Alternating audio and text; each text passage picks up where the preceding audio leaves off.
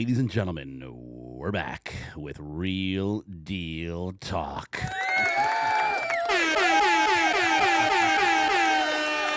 Yes.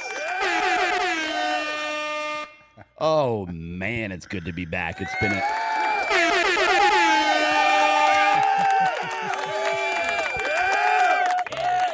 Love it. Wow. Oh, the crowd is riled up today, and they should be, because in the studio today, a mighty man of God. He has, let's see, him and his wife own an insurance company. Apparently, he's just the arm candy for her insurance company. Right. Okay, he's in private lending in the real estate space. Runs a men's ministry called you call it your ministry, called The Standard. Correct. And you're actually a ministry leader at the church at RB. That's correct. Ladies and gentlemen, please welcome Oscar O.G. Gastelum. Let's go. I love it. Hey. Man, talk about an intro. Come on. I love it. I receive it. Yes. I receive it. OG, they call him, Yeah, a.k.a. yeah. OG. Dude, you have the voice for it, man. Let's go. I love it. You do too? As my voice is crackling, right? Yeah. Yeah. We're talking about just before we got going, right? It's like the battle's coming in. I'm like, no, we're showing up, man. Cough drop, tea, and all. Yeah, cough drop, tea. I had a little stomach issue the last couple of days. The enemy was trying to not let this podcast happen. Yeah. So, ladies and gentlemen, anytime that happens, you know that this is going to be fire, and you know that this is going to be a transformative, transformational podcast. People are going to be something special on this one, man. I can feel it. I agree. Daniel Alvarez was in the studio this morning.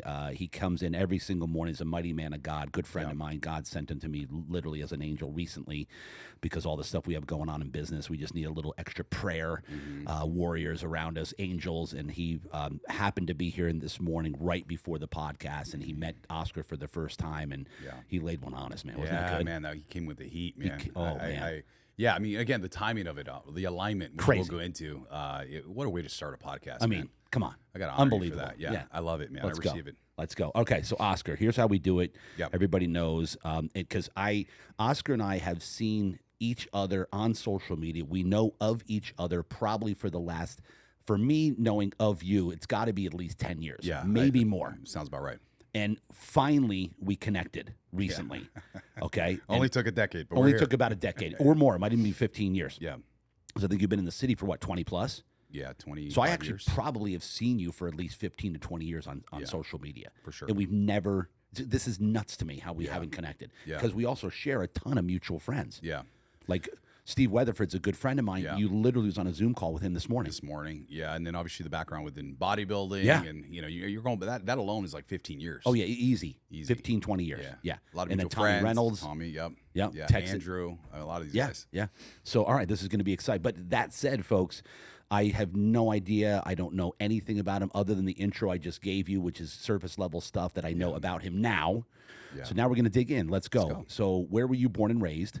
L.A. L.A., Yeah, really? L.A., yeah. So I was born in the Martin Luther King Hospital in L.A. Let's go. 1975. Come on. I'm from the 1900s, right? Born and raised there. My parents are immigrants from Mexico. Came out, a hardworking family. And, we lived in L.A., we were part of that massive migration in the late 80s into Rancho Cucamonga, the Inland Empire. And went to high school there. Wow. And then right out of high school, went back. My parents, in 93, moved to San Diego, kind of set their roots down here, closer to the border. Yeah. I stayed in L.A. And just worked as I was putting myself through school. And had a car accident in late 99, 2000. Yeah. That's how I landed here in San Diego. Okay, so 93, the parents came here. Yeah. You stayed in L.A. Yeah. Okay, so 93, that means you were out of high school. No, you were what? Gosh. No, you were how old? Maybe low 20s? 25. 25. When I came down to San Diego. Got it. Okay, so 25. Now, childhood, any brothers and sisters? Yeah, I have a younger brother, Ernesto. He's 4 years. I've seen him recently on social media. Yeah. Is he here in San Diego? Here in San Diego. Yeah. He was just at Alliance yesterday. He hadn't been in the gym for a minute. So he's out there, and I got an older sister, Gloria. Okay. She's 5 years my senior. She looks like she's 5 years younger than me, but she's 5 years my senior. Just the three of us, man. Wow. My sister actually still lives up in the Inland Empire. And so were you raised by your parents as Christians?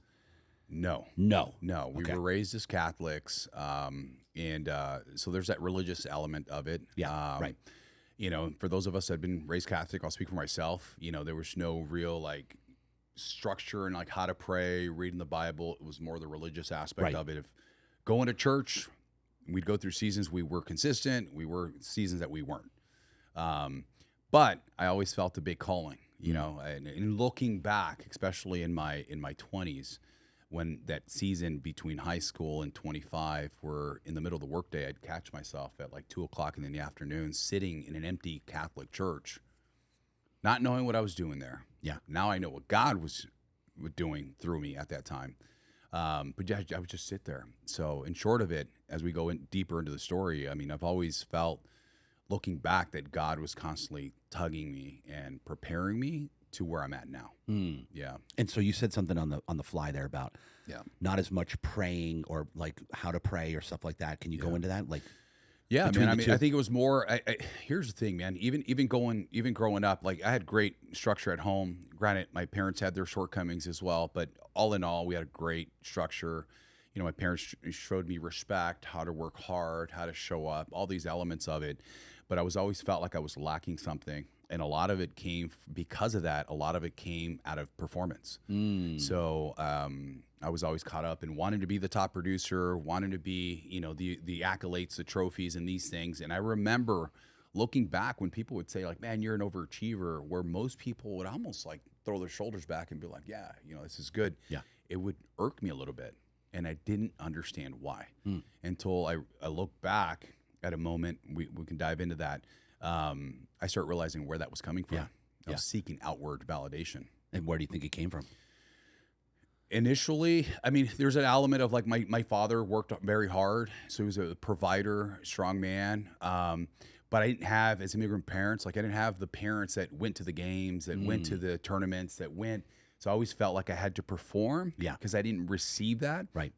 and I actually held that against my dad for many years, right? Yeah. And realized that he did his best with what he knew, and once I understand how he was fathered, it allowed me to give him grace, which then in return allowed myself to give myself grace, right? Because in my walk, I gave my life to Christ 13 years ago. There was the element of God's forgiven me, but have I forgiven myself, right? And that meant looking inward and understanding what I had lived through and realizing that, hey, I'm no longer a victim to this. This was a story in the making, and it's saying this in return is going to be a blessing for someone else tomorrow. But it took me taking that step forward, and God moves when we move, right? So Right. it took me taking that step forward and realizing, like, man, God was already doing his work. So I was able to look back and look at the God stories through the peaks of the mountain Yeah. as much as the valleys, and look at it and say, like, wow, he was already doing his work, right? This is why I share with you off Yeah, air, like yeah. even going into 40, and I gave my life to Christ in my late 30s, and I had the aha moment, right? 36 years old. I recently just shared this with Mike Lemaire. Dude, I was probably one of my darkest times. Wow. But on the outside, I looked great. Great. This guy's got his stuff together, a nice car, the suit, the whole deal. I was broken. Got out of a bad relationship. Didn't know how to process that. 10 years, not married, but 10 years. And I didn't know how to process. And I realized I had abandonment issues at that time, right? But on the outside, again, I'm like, this guy's got his stuff together. It's broken. Had a moment outside of Victory MMA. Come on. Talk about the environment of like you're showing up like as a dog, and you're not vulnerable in these spaces. Yeah. It was I think it was 5:30 in the morning ish, because the class started at 6. Showed up early because I just needed to get out of the house. Parked my car. It was still dark out, and I just broke down. I literally just broke down, and I was just like, I'm done. Like I can't do this anymore. At that moment is when I surrendered everything, and I also had the moment like, dude, I know what you're doing, but I'm not allowing you to do what you need to do moving forward, right? So it took that moment, dude. I'm an ugly crier, bro. Yeah. I'm like, I swell up. I was like the whole deal, and I'm like, Snots. dude, I gotta walk inside here now, like 15 minutes. I'm like trying to get air in my eyes, and so I ended up going in. Fast forward, And this was late 30s. yeah, this was at 36. And you think the broken because you just got bad relationship, the whole. Man, it was God's timing. You know, I think I needed to live what I lived through, and be the person that I was. I was broken, and performing for everybody, like I said. And you talk about a guy, and here's my thing, man. I think my heart was always in the right place, but maybe my actions and my words weren't. I didn't have much sympathy for people when they told me that I'd be at the office. Hey, I can't show up because I got a bellyache. Yeah. Or no, excuse me, I had food poisoning. I'm like, you have a bellyache and you can't show up to the office? Yeah. God humbled me because I had food poisoning twice. It's like the most horrible thing, right? Showing emotion was like I could not even process that, right? Now, man, I can shed a tear. Yeah. But talk about when I gave myself grace, when I connect with men, like I feel your pain. So I choke up. And that used to embarrass me in the beginning. Now I'm like, I embrace it. This is real. What I'm feeling, I go, this is real, right? And too many of us men are walking around broken, holding these burdens. It's like, we're not called to do that, man. Yeah. We're called to leave that at the cross. We're called to carry a cross, right? And that's something I've had to learn. I'm like, man, I've been doing this all wrong because I've been trying to do it my way. And when I surrender that, literally in my conversation / prayer, I was like, gee, and I'm a planner, right? Yeah. I'd be planning stuff out. Like, obviously, I've had these massive wins, massive losses. Whatever I've done has not worked. I'm exhausted. How am I sitting here at 36, broken, in a car, it is dark, and I'm weeping, right? I'm like, dude, I'm done. Whatever plans you have for me, use me, right? Even surrendering being married with kids. Like, I wanted a family, right? I wanted to be a husband, but the reality is I wasn't doing husband things, right? I needed to be the husband before I got married. And I was not doing husband things. So God reminded me of that. And when I surrendered that, and in that prayer, I said, Lord, if your plans for me are to be single, use me somewhere. But if you have a wife for me, just give me the eyes to see her. And I say that because how many of us walk around distracted? Yeah. Right? Lusting. Oh, yeah. Lusting. And I'm like, at that point, I literally fasted women. I said, there's no dating anymore. There's nothing. I need to show up better. I need to be the man. I need to be the father. I need to be the husband first. And that's what led me to continue to press in forward in my faith. And I think a couple of months after that, gave my life to Christ.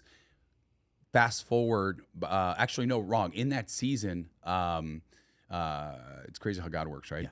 I had a mutual friend reach out to me and saying, hey, OG, I'd love to get you on film and share your testimony.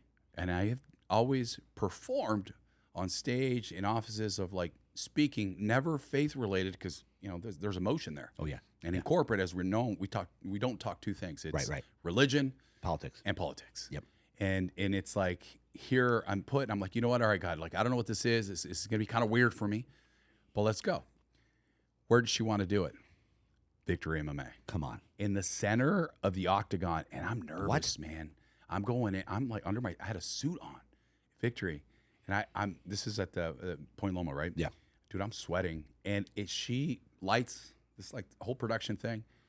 I think she asked me maybe 2 questions, but definitely that first question. And I start talking, and I start going into, she asked, sharing my story. I start going into it. And as I'm talking about my story, I start taking myself back. And I'm sitting there, and I'm like, what is that? And I'm like, hold on, which is emotion. Yeah. Before you know it, I'm choking up. And it's like, I paused, I looked at her, and she's like, keep going. Yeah. So I kept going. Dude, I'm weeping at this point. And I'm in my head, I'm like, hey, you're going to cut this out. She's like, no, I'm not. And I'm like, dude, I did not sleep for 2 weeks. I'm like, when are you dropping this? I'm like, are you sure you can't? Da-da-da. She dropped it. That's not even the best of it.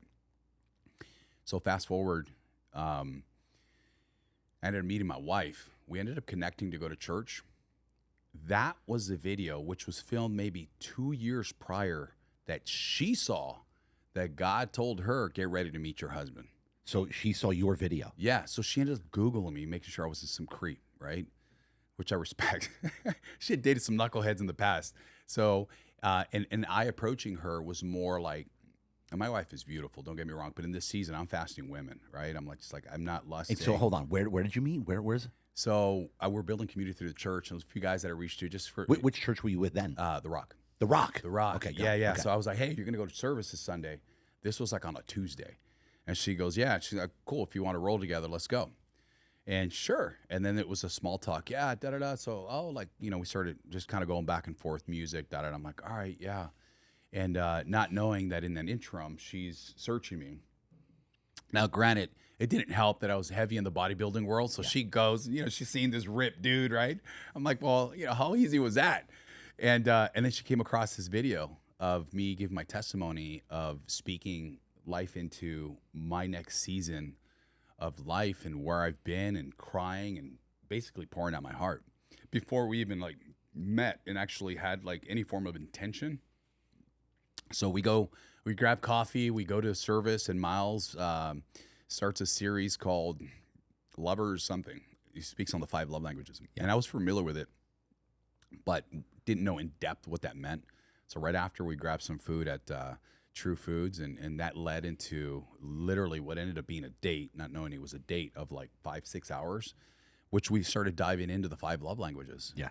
That, by the way, was one of the moments, as I shared earlier, where I realized that my love language was words of affirmation, and I realized why, because it had to do with my upbringing. I was getting that from my mom, plenty of that from my mom, but I wasn't receiving it from my dad. So I was thirsting for it. Once I realized where that was coming from, it no longer became my love language. Wow. Because I'm no longer seeking that outward validation, right? Now it's quality time. Yeah. Quality time. Who am I spending my time with? Yeah. How big is that? Massive. How important in life, like, and the more that these, like, life's playing out here, I realize it more and more, how important your surroundings are, your community. You hang around a barbershop long enough, you're going to get a haircut. Yeah. What that haircut looks like is going to depend on the barbershop you're hanging out in, right? Yeah. So it's like, who are the people you're hanging out with? And my attitude used to be like, no one influences me. Yeah, they do. Yeah, they do. Someone made a comment sometime last year. It was like, oh man, everyone you hang around with is like fit and da da da.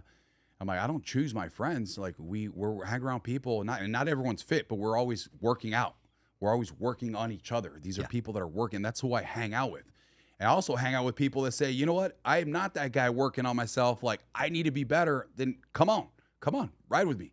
Let's go. But they have to want and to be willing to do the work. But yeah, your environment matters, right? You got to identify who's your 3 guys, right? Your Barnabas brother, right? Your Samuel, your Paul, within your circle, right? Who's sharpening you? Who's smacking you around a little bit when you need to get smacked around, coming from a place of love, right? But yeah, your circle, your inner circle to me is everything, which has been a big motivator even with starting the community, the Standard. And the Standard, so explain what the Standard is and how it came to be. Like, how did you get sparked to do it? That was a great one. Yeah. So I feel like I've always kind of had the gift of building community and culture, especially come from the corporate world. Yep. And again, even in that, you realize like, man, God was already preparing me for this, that he just needed to kind of, bless me with the blood. Yep. Right. And use it for good. And, on that same token of, who we're hanging around with, I also realized that as I was pressing into my faith, I also needed to be around more men that were pressing into theirs. Yeah. Right. And I was kind of the beacon, and I'm like, I don't want to be the big dog, right? I just want to hang around big dogs, right? Like, we're all doing great things. We're all seeking, which led to me having conversations with guys. And to be frank with you, a lot of it happened where guys were hitting me up and like, hey, we got to do a workout. Let's hang out, And I'm like, yeah, we'll get together. Yeah, we'll get together. Finally, it was like, you know what? Let's do Friday. And before you know it, there's a group text. I think there was like 8 of us that got together. In that season, I was talking a lot on like standards. And I was talking on it because I was in it, right? I'm calling myself out. Like, what are my standards? Like, how am I showing up better as a father? How am I showing up better as a husband? How am I showing up better as a kingdom man? And if we know it, we're always looking for the gaps, right? And I always say, like, even top producers, when you talk to a top producer or an athlete, they don't always talk about what they're great at. They always talk about what they could be better at. Right? That's what separates, like Steve would say, the professional from the amateur, right? We're looking for the gaps. Right. And that's what keeps us growing. That's what keeps us young. I'm not ignorant to the fact that we're getting older, but that's what keeps us in a young spirit, that we're constantly seeking more. So in that, we had that workout. I had one of my guys take a few photos. We posted it. And then, there's other guys that we knew. I was like, oh, gee, like, what's up? How come I didn't get invited to the workout? I'm like, dude, it wasn't a thing. It just, not knowing it was a thing. Yeah. But yeah, I'm like, dude, well, join us. we're going to do another one in a few weeks. We ended up setting one up like 3 weeks later. I had a couple of guys from Orange County. Before you know it, we went from like 8 to like 15 dudes. I'm like, dude, this is what's happening here. It was so much more than a workout, right? We shared a genuine interest, but that led to some of the conversations that were being had and the common theme of those standards continuing. So then it was like the standard. One of the guys said, oh, gee, you do this once a month, I will drive down from Orange County. So I go to my car and I'm like, what is happening right now? What is happening? So then, and this is invite. We're like, oh, we'll just invite some of the guys, but we got to control. Like, if I invite you, like it's only you. You're not coming in with like 5 other guys. So it's like, hey, let's just do a workout. Let's see let's see what happens. Third one goes in. Now we're 3 months in. Dude, this is the third actual workout. Just a workout. Yeah. And we're documenting this, right? And I'm like, something's happened here. I don't know. And even then, I'm just like, I don't know. At the same token, I'm busy with work. And I always speak on taking care of God's business first, and he'll take care of yours, right? It's like God told me, like, but what are you doing? Here I am. It's like, hey, I'm a private money lender. And it's like I had to relabel myself and be like, no, I'm called to be a fisherman of men, right? I'm on assignment. And what does that look like? And God goes, why are you tiptoeing around this thing? It was a massive, I'm in my car after the workout. Some of the conversations that were being had, I'm like, what are you doing here, God? Like, what's going on? So as soon as he told me why he's tiptoeing around it, like, we got to do something here. There's something here. And the common theme with all the men was, I needed this. This is needed.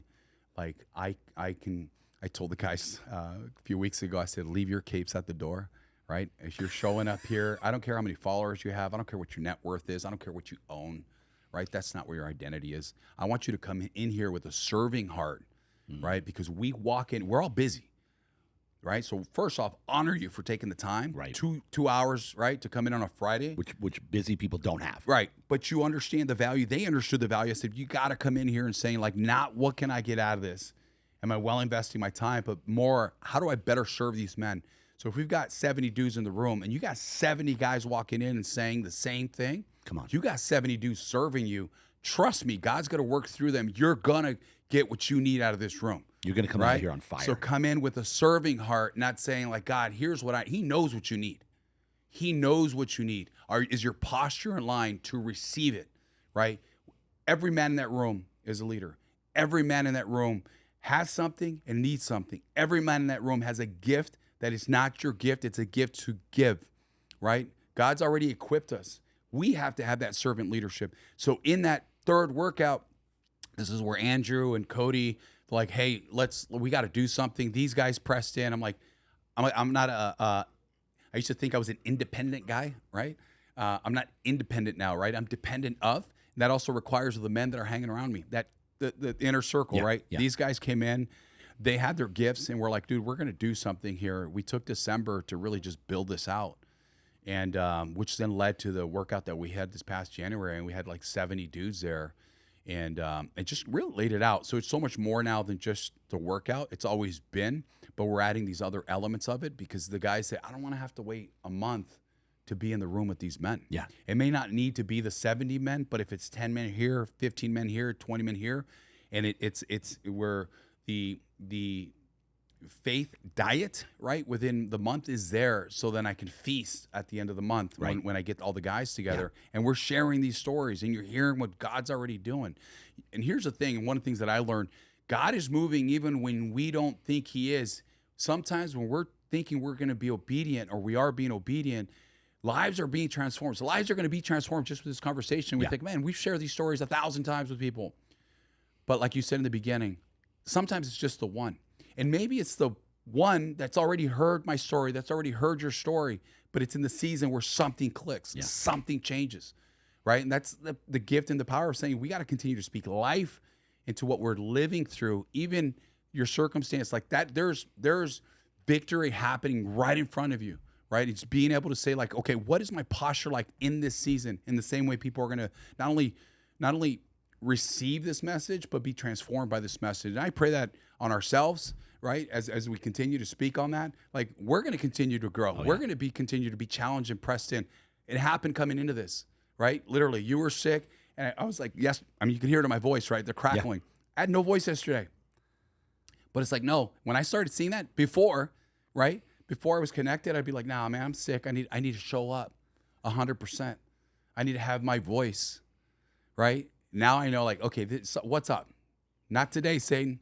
That's not happening. You're not going to stop me. Literally, my voice said, no, I'm not going to cancel on you. I'm not going to postpone this. I've been wanting to do this. Yeah. So when you reached out, I'm like, okay, right? Yeah. Here we are. Cough drops, tea, and all, but we're here. Let's go. Let's go. Crackling voice and all, right? Yeah, I love it. So you mentioned how like a lot, like when you were broken. Yeah. Okay, you were broken. You said there's so many men walking around that, and like you said, there's guys like, man, I need this, because and you know, there's men walking out around broken. They look great on the surf, but and I think one of the biggest reasons is people don't realize how much weight a man carries. Yeah. And it gets daunting. It Yeah. can be daunting. Yeah. That weight that we carry of having to provide and having to do, well, we get to, but still it's a weight. Yeah. And so go into that. I think we do it to ourselves. I think society has groomed us to do that, right? Man up. Suck it up. Yep. Shake it off. Right? Sweep it under the rug. Right? We're not trained by society how to face our emotions and realize that vulnerability is a strength, right? Think about just from our walk. Our biggest growth spiritually has always been in the valley, right? Where we've been vulnerable, we've been on our knees, and we have to realize, like, this is happening for a reason, right? Sometimes it's a test, right?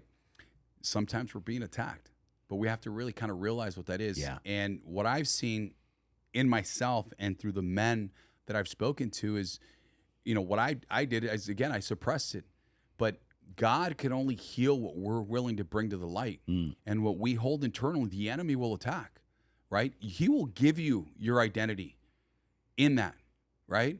Oh, this is who you are. You're broke. You're broken. You're not a husband. You're a dog. You're weak. You're all of this. Right? And this is what's happening in our head, because you're not, hey, like, this is no longer yours, man. When we control that and we bring it to light, you're no longer giving the enemy the control. Right? And that's one of the main things that when I tell these men, as much as I'm telling myself, it's like, well, you don't need to do that anymore. Leave it at the cross. Yeah. Right? Stop carrying around these burdens. Your identity is no longer in that. You're not a recovering alcoholic. Right? You keep calling yourself, you're saying you are. You're not that. Right? I was an alcoholic, and then God. Speak into that. We have a tendency of speaking of where we were. So our testimony is not that we're living in the past. Right. It is our strength, because of what he's going to do with that moving forward in any situation. And again, there's addictions, porn, alcohol. We're suppressing something, food, right? When I see people, like, there's something deeper than just, hey, I like pizza. There's always something deeper. Like, what are you trying to suppress, right? So like the trainers of the world, like, man, what a gift you have. Yep. You're not just like, hey, showing someone how to work out. You have an opportunity to go deeper and start here and watch the workouts. All that stuff starts to happen. But if you can't tackle that, it's always going to show up. So you got to go deeper with it. But yeah, as men, you know, we're walking around with this weight, and I'm like, we don't have to. So God's telling me, create the rooms, let me do the work, right? Because I'm in the trenches with those men. I'm not above them. I'm just facilitating. I'm in the trenches with you, man. The battles, everything I've either gone through it, going through it, or gonna go through it, right? But I want to be around men that we're saying, like, yeah, but then God, right? We're constantly going to be pressing in, because whatever, I may be in a season where I'm struggling with my marriage, but your marriage is thriving. You may be like, you know what, Oscar, I went through that. You're going to get through it. Not, hey, why are you dealing with that? Yeah. Let's go to the bar. You don't got to deal with that. You can you're a great guy. You're a great guy. You can find yourself a better woman. I don't want to receive that. I want men that when I am broken and vulnerable, they're going to lift me up and call me out from a place of love, right? So you create these environments. That's why I said earlier, there's a standard in the room that if you're walking in here, you're walking in here to serve, not to get a pump, right? Maybe a spiritual pump, but you're not walking in to get a pump. It's so much more than a workout, right? And this is where I use the element of like the workout and the spotter. And obviously you work out, you understand the importance of a good spotter, right? It's not just, oh, in case I crash, take the weight off of me, right? A good spotter knows your momentum, knows your limits, pushes you.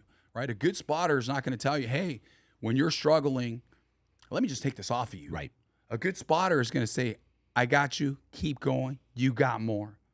Right? Why? Think about that. Because in that moment, as we know, we're breaking tissue. We are breaking. Tell me that's not spiritual. Yeah. We're breaking tissue. There's growth happening. So I'm staying in the gap with you, saying you've got more. You've got more. So I challenge these men to say, how does that look like in the conversations that you're having with the men around you, right? When things are tough, or are you simply not saying, hey, I'm struggling here because we're too busy hanging out with men we share vices and not vision, right? Yeah, we're cool because we enjoy working out together. We're cool because we enjoy drinking together.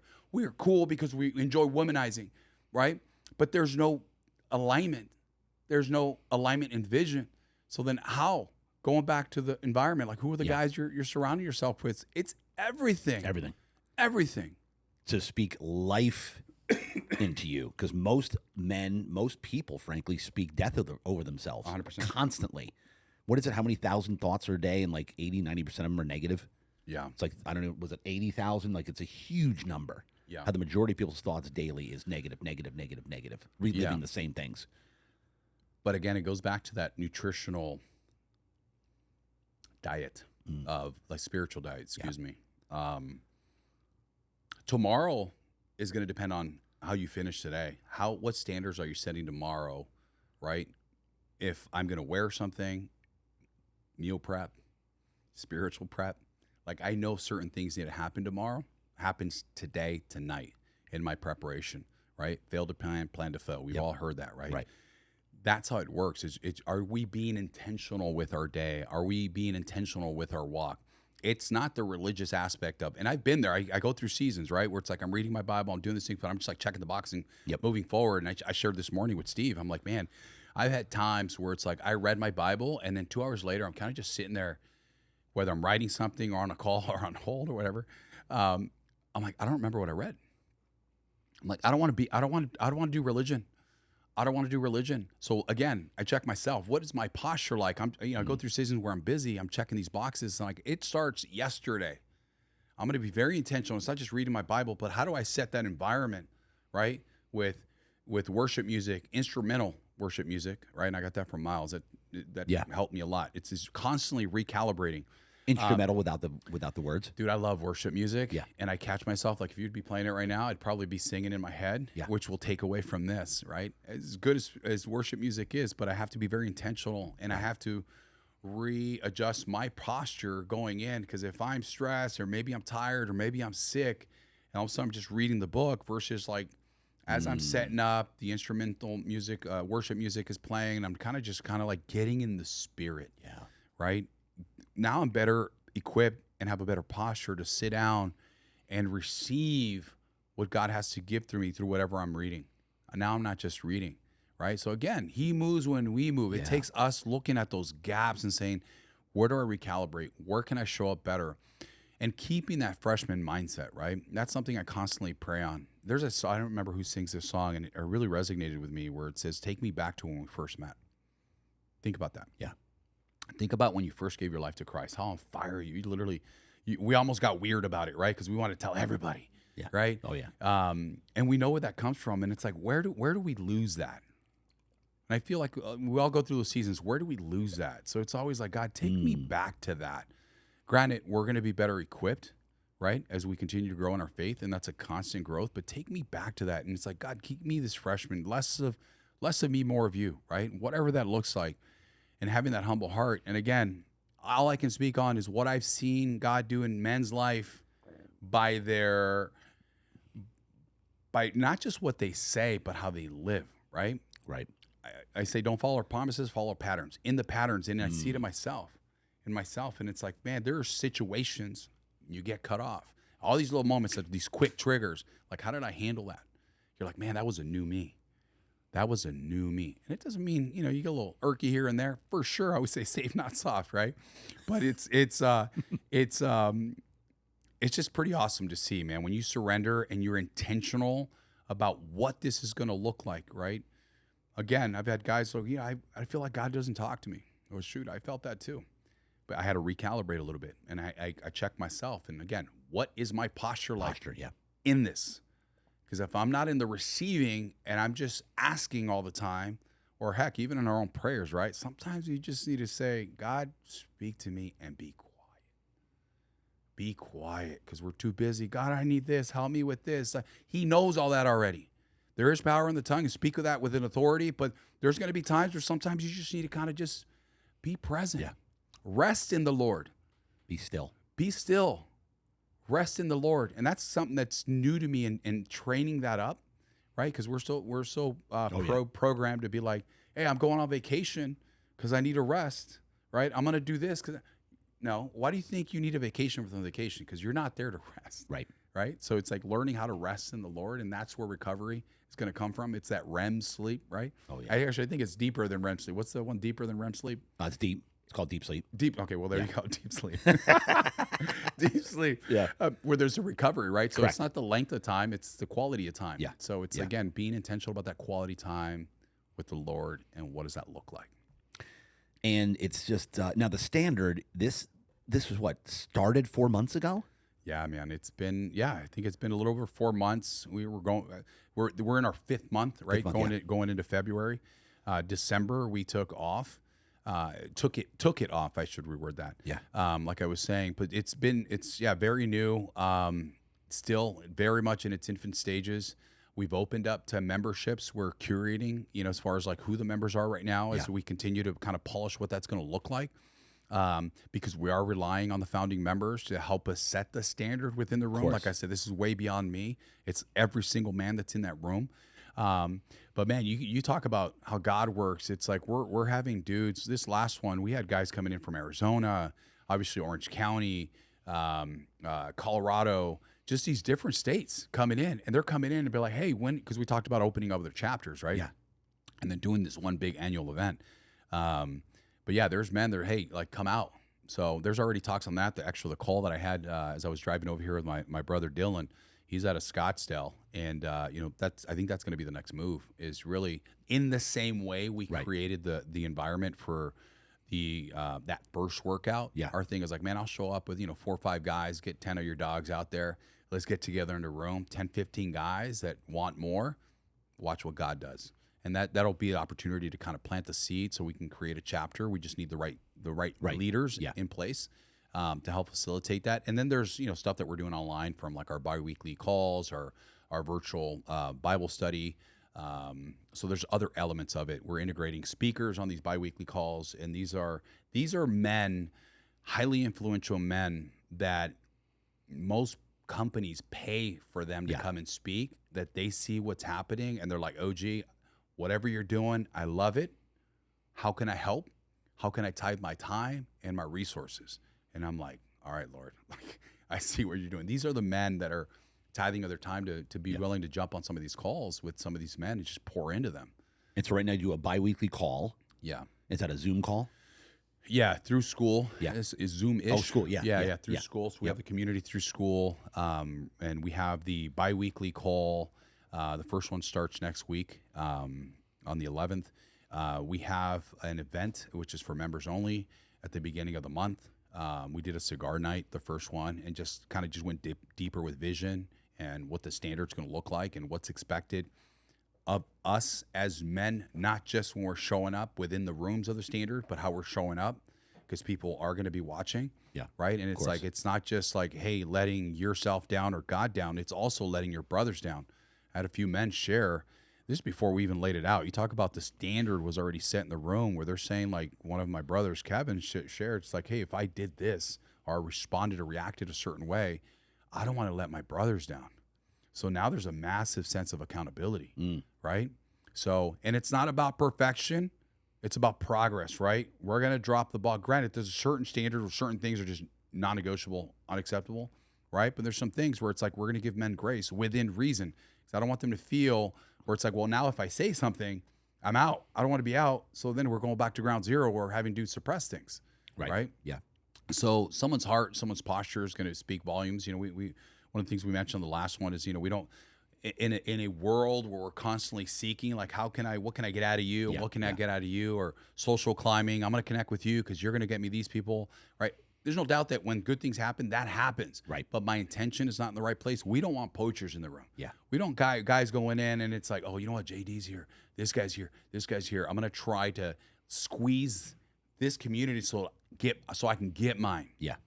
We're going to call you out. Yeah. We're going to call you out on that because That's great. that's not business is going to happen. This is not a networking room. You're coming here to serve, right? What better than to do business with men? It's like, I see your heart, your posture, your intentions, your patterns. And then you do what? Oh, you do this for a living. Dude, I know someone. Let me connect you.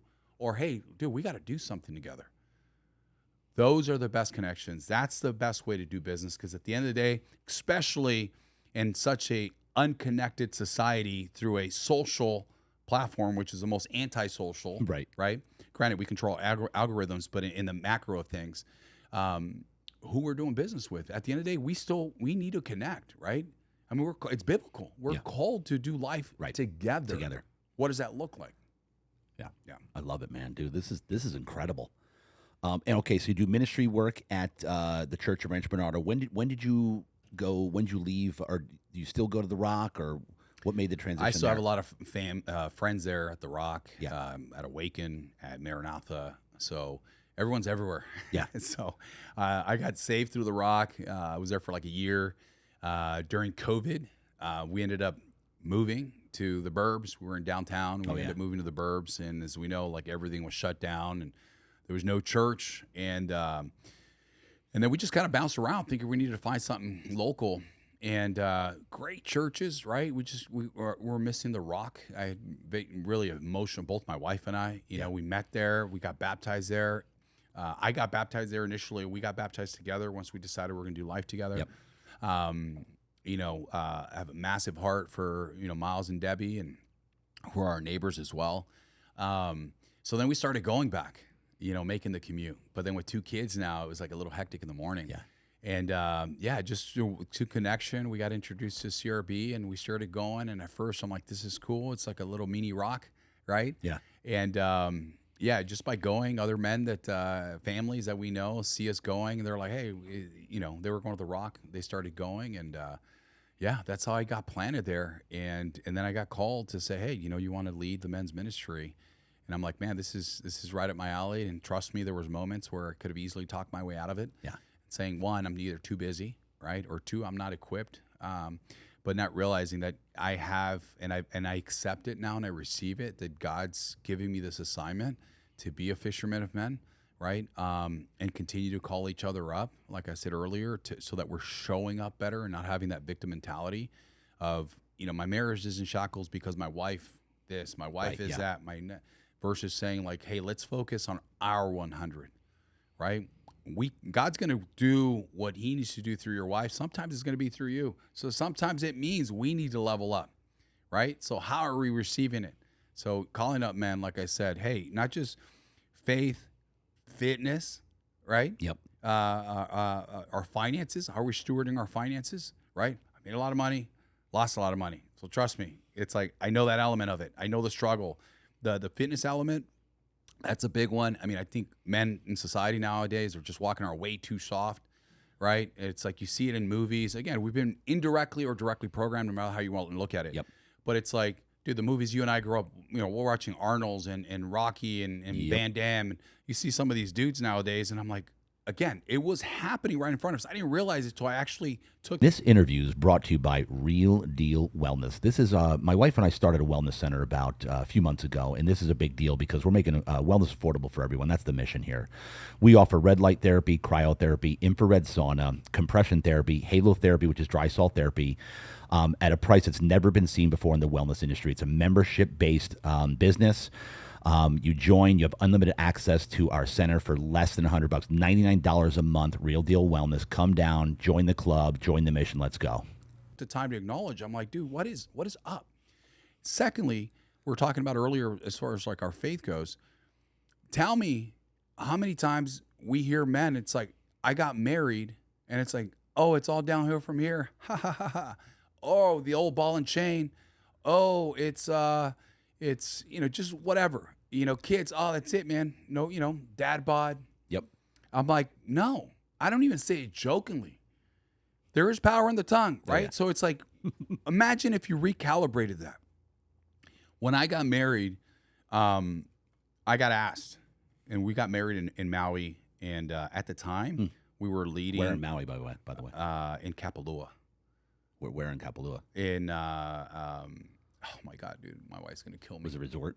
Well, yeah, we stayed at the Ritz, but connected to the Ritz is the restaurant that I'm spacing out in. She's gonna listen to this. I'm gonna get it. Oh no. Yeah. Oh man, I literally just lost it. It'll come to me. Okay. Because my wife and I got married in Maui in Kapalua at Sheraton. At the Sheraton. Sheraton Dude, Maui. just Kapalua to me is. Yeah. Hawaii has a special place in my heart for sure. We've yeah. done our baby moons there, got married there. We're gonna go back this year with the kids. The kids are eager, especially our 6-year-old. They love watching our marriage video. Oh, really? Yeah, so they want to go back, and that's kind of one of the cool things that to be able to go back and relive, staying at the same hotel and eating at the same place and just kind of sharing that story. And when we got married there, decided to get married there, that was the intention. It's like we want to be able to relive this because we forget that as married couples, right? It's like, again, talk about our walk. Take us back to when we first met. Come on. So why aren't we doing that with our marriage, right? And being intentional and saying like, man, if we're going through like, you're so focused on the things that are irking you, that 10%, you got the 90% right in front of you, which is how you guys got together. So anyways, I lost my train of thought. The restaurant? Yeah, well, that too. No, I was just saying as far as like getting married, I lost my train of thought. But going back to when it was, how it began. I lost it, man. Yeah. It'll come back. Kapalua. Hold on, let me take a sip here. Let me take a sip. Yeah. We got to think of the restaurant. We got to get you off the hook with wifey. Dude, And it's killing me. Yeah. I don't think I've ever forgotten the name. No. I better take one of these. Yeah. Buy some time, dude. Buy some time. Let it come to you. Yeah. But yeah, man, it's just a constant reminder. Oh, I know what I was talking about. Just as far as like how we're showing up as husbands, and when we got married, I was asked, how does it feel? How do you feel? Right. I always felt like it's a very common question to ask, and I always kind of felt like, okay, like I needed to have some sexy answer to it, and I didn't. It was really more like I remember I paused and I was like, I just felt this heavy sense of responsibility, right? Previously being in bodybuilding, how I lived my life prior, it's like God telling me this is no longer just about you. So speaking on the health and fitness element. Oh, yeah. I'll be frank. I want to look good. It's not just, I want to look good. I want to feel good, and I want to look good for my spouse. We talk about that responsibility. Like, I'm not just going to let it roll. There's that element, of course. Yeah. But I'm also out of responsibility because now I'm like 40, and I'm like, we're going to have kids. Like, I need to be mobile. I need to be present. What does that look like? So what am I eating? What am I consuming? That was my biggest motivator and like pressing even more into my faith. We talked about earlier, I grew up in a Catholic household. Like I wanted us to be guided by God, and I knew as a man of the house that started with me. So I needed to press in. But that fitness element of like, again, coming out of bodybuilding, I realized like, man, sometimes maybe on stage, I was probably the most unhealthiest on stage. Aesthetically, I look great, right? Yeah. But I was probably the most unhealthy. So then I realized there had to be a hard recalibrating, right? Of how I'm going to live and accepting, like, I may not look like that, right? But I know what God's going to do with what I do with it, right? So how I'm eating and making sure I'm staying present with these kids. So kind of going back to how this started is that element of it. Like we have a massive responsibility, right? What's that old saying? It's like we all say we're willing to die for our family, but are you willing to live for them? Yeah. So like, what are you doing? How are we eating? And again, not about perfection. Dude, I love In-N-Out. But I choose In-N-Out. In-N-Out doesn't choose me, right? So that's that 10%, right? And every now and then I, notch it up a little bit, cut it out for a few months just to dial it in. But I would say I want to be within striking distance, right? I'm never going to get so sloppy. I just got 2.5 years of surgery. Like I told my wife, you realize that most guys would have gained like 30 pounds in this season. I kept going to the gym. Granted, my body did not look the same, but man, I kept going, right? So now it's like I'm in that season now of like, all right, let's go. I'm ready. What surgery did you have? So my original accident that I had. Oh, yeah. I had surgeries in my ankles, broke my knee, ribs, yada yada yada. Right. So 20 some odd years later, after everything that I've done, my ankle starts acting up, and short of it, I go to the doctor. Doctor basically says, "Hey, you need to tune up. I have hardware." I go, "Great." You know, I went through some crazy surgery 20 years ago. If I'm going to do it and play this long game, my body, thank God, has always healed well. I went to the surgery thinking, cool, 6 weeks, let's go. And things didn't go as planned. Wow. So I had to go back in surgery. There's several procedures. That 6 months turned into 2.5 years. Good Lord. So thank God, you know, the bone is fused. I've got 10 screws, 4 plates, and took a bone graft from my heel. I was supposed to get operated on my right foot after, but I'm like traumatized. I don't like hospitals as it is. So I just chose not to go back. And so now it's like, okay, not only am I going back to lifting, right? But I'm also geeking out on a different type of lifting also with like the functional element, messing with kettlebells. And so again, I changed my room. I'm getting around guys that's what they do so that they can challenge me up and talk about being humbled, man. Oh, yeah. You know, I've got pretty good hand-eye coordination. I've got drive. I feel like I got a little bit of strength, more than the usual. I start doing something completely out of my element. I am ugly. I'm huffing, trying to catch my breath. I'm uncoordinated. But in my head, I'm like, good. Yeah. Good. Because I know I got to roll through this. I'm in like 3 weeks in it. And it's like every day a little bit better. A little bit better. Where are you training? I trained with one of the guys actually who I met through the standard. One of the guys invited him, Andre. He showed up. And he's, I don't think he's an official trainer. Yeah. He's got a TRT, I don't know what you would call it, company, peptides and what have you, or certain type of peptides. Really, it's more the TRT, hormone therapy. Yep. And we started broing out. We had coffee a few times and geeked out about life. And, you know, this is a guy that's also pressing in. We're about the same age. And the dude's in great shape, man. And he shared his story and how he changed. And he's got, you know, young girls too. And he invited me to work. I was like, dude, come join me for a workout at Equinox. I was like, cool, let's go. He's like, yeah, I always have like, you know, 2-3 guys that join me. Nothing formal, right? Just like, hey, let's rally. And he leads it, but he's in it right there with us. And man, I remember that first one, like I was about to puke. Mostly functional. Mostly functional. Yeah. If not all of it is functional. Wow. And there's no rest time. I'm talking about being efficient with time. Good Lord. There's no rest period. Like you literally go from one exercise to the other, and then you do cardio to the other, cardio, and then he switches it. We're doing grip training. That's usually where you try to catch your breath, right? We're doing band work, explosive movements, right? We know the importance of that, the fast twitch. But I already feel it in my body, you know, because a lot of it is my ankle. Like I noticed my walking, like I would waddle, and I'm like, I gotta like set up. Again, I have to be aware of like, what am I doing? And I'm starting to feel it. My back isn't firing up as much. Again, I'm moving more, I'm stretching more. I'm feeling a lot better, man. So I'm in it. I love it, man. Yeah. I'll tell you what, it's I've talked about on the podcast a ton about how men are just getting so soft now. We have a major epidemic of beta males in our society at this point. Yeah. You know, like, but you said it. We're being programmed. Yeah. Like, there's a reason. There's a pastor that shared something, and the dude's and when I say a dog, I mean in all good sense of the word, right? Like a warrior. He shared something. I think this little clip went viral, and you've probably seen it. And he goes, yeah, many of you guys, you know, think that being a man is, you know, having these muscles, and the guy's fit, right? And shooting guns. And he's like, even though I got more guns than I got fingers, and driving a truck and da-da-da. And he's like, he goes, even though those things don't make me a man, they do make me cool, though. He's like, they don't make me a man. But tell me that in society, sometimes we think that that's also, right? And in a lot of us, we have those things. But again, we're weak in the spirit, right? And not just aesthetically, but weak in the spirit. But yeah, there's so many elements of it that it's like, yeah, we're being called out where it's like, I mean, just to vent a little bit, some of the things that kill me right now, it's like some of these videos that are surfacing that, for instance, my dad raised me that and it was like this through school. Yep.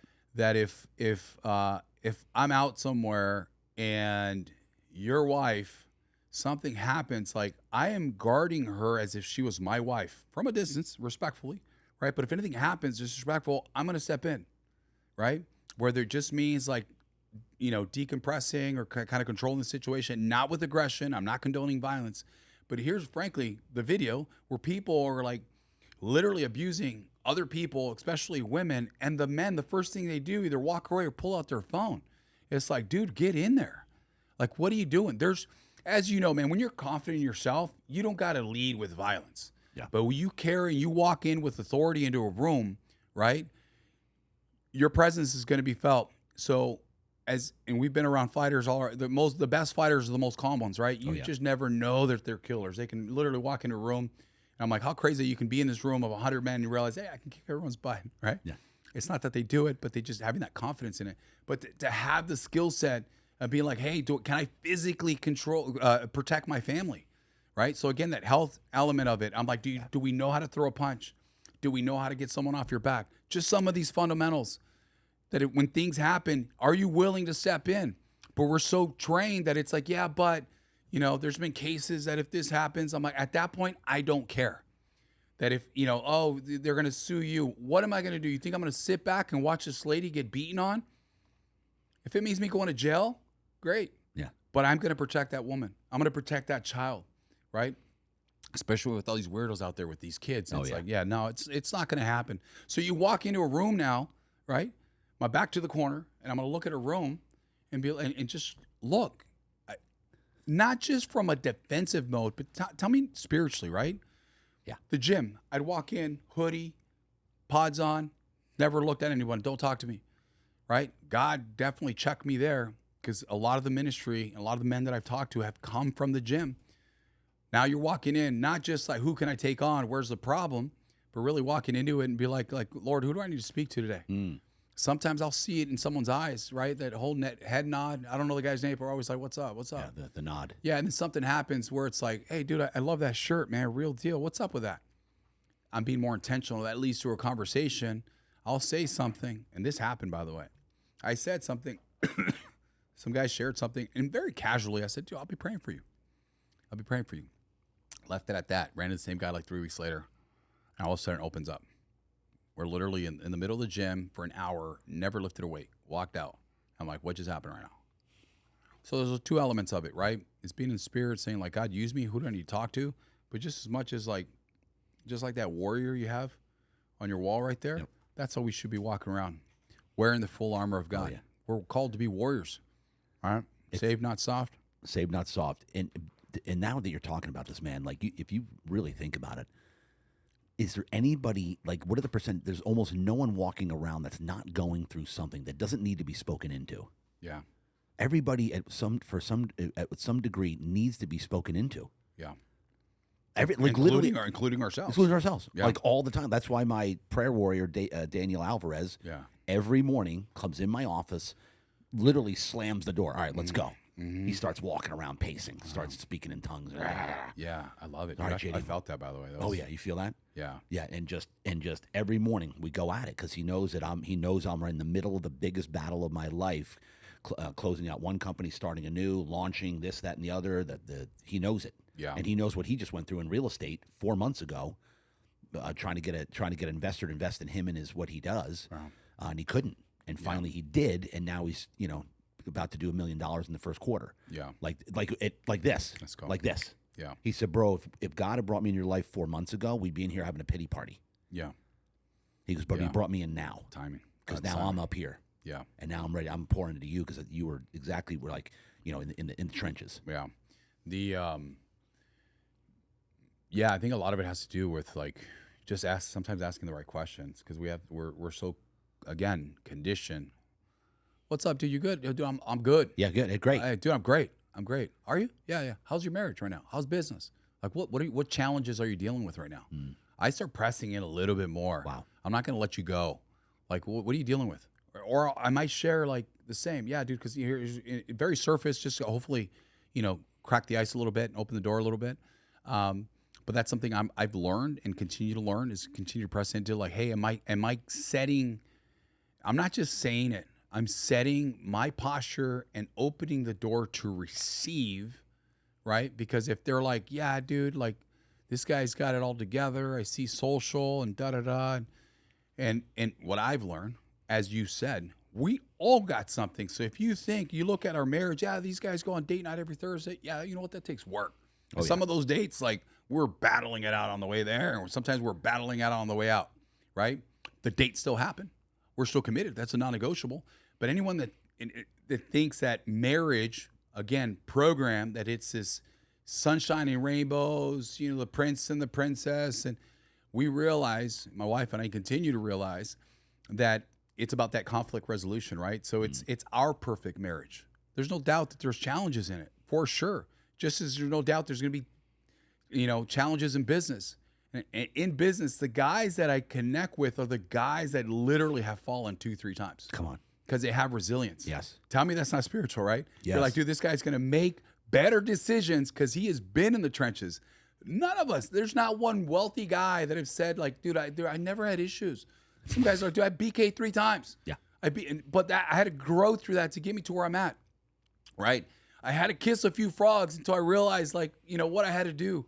Like, we all have something or going through something. There's no doubt. So if you look at social media thinking, yeah, well, it's the highlight reel. Yeah, it is. It is. Oh, yeah. It's a highlight reel. So that doesn't mean that we're not going through it.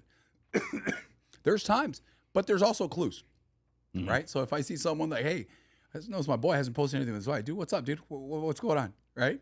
But I'm looking for it. Yeah. I'm looking for it, right? I would hope the same, right? I would hope the same. You're looking for the clues and say, I'm gonna look for my boy's gaps. Like, what's going on? Something's off, dude. Something's off. And I'm gonna keep asking until I get out of you, right? Like, let's do this together. Let's do hard things together, bro. Because whatever you've gone through, I've either gone through or gonna go through it. So in my teachings, I'm gonna learn. Like, let's figure this out. I love it. Right? Get out of the cave. Get out of the cave. Get in these rooms. If it's not the standard, get in a room. Start a Bible study. You know, that's the other thing. Oh, I haven't found the right group. Then start one. Oh, I don't know the script. Start one. Just do it. Just do it. Yeah. Start talking about it. Watch what starts to happen. I love you keep talking about posture. One of my actual main spiritual mentor, David Ewing. Yeah. I don't know if you've ever heard of him, but he's No, the name sounds familiar. He was on my podcast we went for 4 hours, and it felt like 5 minutes. The guy is just ridiculous. He's insane, an incredible man of God. He does a whole preach on position and posture. Yeah. He does a whole thing on it. So it's the first time I've heard anybody else use this. Well, think about how that You shows can be in a up. position, Yeah. but if you're not in the posture to receive, like I'm in the right position to catch the ball, but I'm not in the right. So you keep mentioning it. And I love it. Well, let's just 'cause, you know, as dudes that work out, I think the gym is so relatable, right? Yeah. You could be going to the gym. You could be getting some results, right? Especially if you're eating right. You're going to the gym. You're showing up. You're getting in the room, and it starts there. But again, you talk about the barbershop and the haircut, right? You hang out long enough in the room, as long as your posture is where it needs to be, you start making the adjustments. And any good trainer will tell you this, right? Man, adjust your elbows, bring it in. Over time, you're going to see the results. And it's like, man, I've been doing this bench. I've been doing this machine for this longest, and I've gotten some results, but I wasn't getting the peak results that my body has been conditioned to receive. And all it took was me changing my posture. The problem and how that translates into life, we're not looking for these little recalibrations. We're looking for this or this, this or this. I have 5 Cokes a day. I'm going to go no Coke. And then you're realizing why 3 months later you're slamming now 10, right? It's making these small adjustments over time. Take the action steps and the results will follow, right? Focus more. What are the steps that I need to be doing to continue to grow into who I need to grow into as a kingdom man? My nutritional diet, continue to make these changes. As I feel good in the process, I'm going to thirst for more of that. As I go to the gym, I know if I stick to this and my diet is in line, I'm going to start to see results. Once I start to see results, then I can make tweaks. And here's what happens. Tell me this doesn't translate to spiritually. Our body changes every so many years. So what I used to get away with eating before, I can't get away with eating now, right? So in my walk, what I used to think I was getting away with before, I can't get it because I'm called up. We're called to do something greater than, right? So it's like constantly looking back as we do in business and look at it, not just the wins, but saying like, where can we be better? And if we're looking not only in our own gaps, but standing in the gaps with our brothers, you don't have to do it alone. Watch what starts to happen. We do these lunges. we do these lunges in the standard, and again, there's a message behind everything that we do. Yeah. So if I sat here and said, go do 500, 1,000 lunges, go around the building, and I left, maybe you'll do it. Maybe you get tired. Maybe you'll stop. Maybe you just ignore me. But when you're in a room of guys and saying, like, you're my Barnabas brother, right? By me speaking to you and pumping you up, I'm holding myself accountable that I need to follow through. It's very hard to be struggling and say, keep going. Because by telling you, I'm going to keep going. So these dudes, we go. And we in the last one that we did, so it's a large building, so caddy corner, we stop, take a breath. That lasts like 60 seconds. But Cody, our prayer warrior, I mean, that dude's a beast. It's Cody Cottle? Yeah. Yeah. Yeah. Dude, he's a beast. So yeah. he shares some words, goes into just like and it's like the energy just changes like this. Like people catch their breath and let's go. Again, you tell me the power of the talk. It's like, dude, we're seeing something. Guys are like dragging, getting in there. We recalibrate and go. Everyone finishes. There's not one man in the room. Dudes walk into the gym. You see guys that are fit, and some you can see it. They're a little bit short of breath. I'm like, this dude's nervous. But then I'm observing, and then I honor him after because like you could have easily left or just not showing up for the next one, but you stayed in it because the room could be a little bit intimidating sometimes. Yeah. You know, we're hollering. There's a lot going on, but you got to be in it. I'm like, you stayed in. There's dudes that I found after the fact that had like things going on in their body. They could have easily said like, no, you know what, I can't because, this is hurting, which I would have respected. They stayed in it, and they tell me, dude, what happened there was like, I can't even put into words. I had two guys next to me. I've never had like dudes just show up for me like that. It's only when I'm doing great in business that the guys show up, and when I'm struggling, everyone's gone. And I go, that I heard the message, and I felt the message in doing these lunges and what that actually looks like, right? And that's it. It's like when we're doing hard things, it's like, how are we speaking life into our brothers? How are we pushing through when things get hard, right? That halfway point where we pause, tell me that isn't a reminder to us too that we need to go to our corner. Yeah. For those fighters, Mike Lemaire spoke to our men on this, and how that translates. It's like you don't go into a 9-round battle in one round of X amount of minutes. You have to go to your corner. Every time. 3-minute rounds. Go to your corner. Your corner is watching you in the battle, watching you in the storm. So when you go to your battle, they're not just going like, hey, buddy, you're crushing it. No, dude, you lost the last 2 rounds. You're dropping your hand. They're seeing the gaps.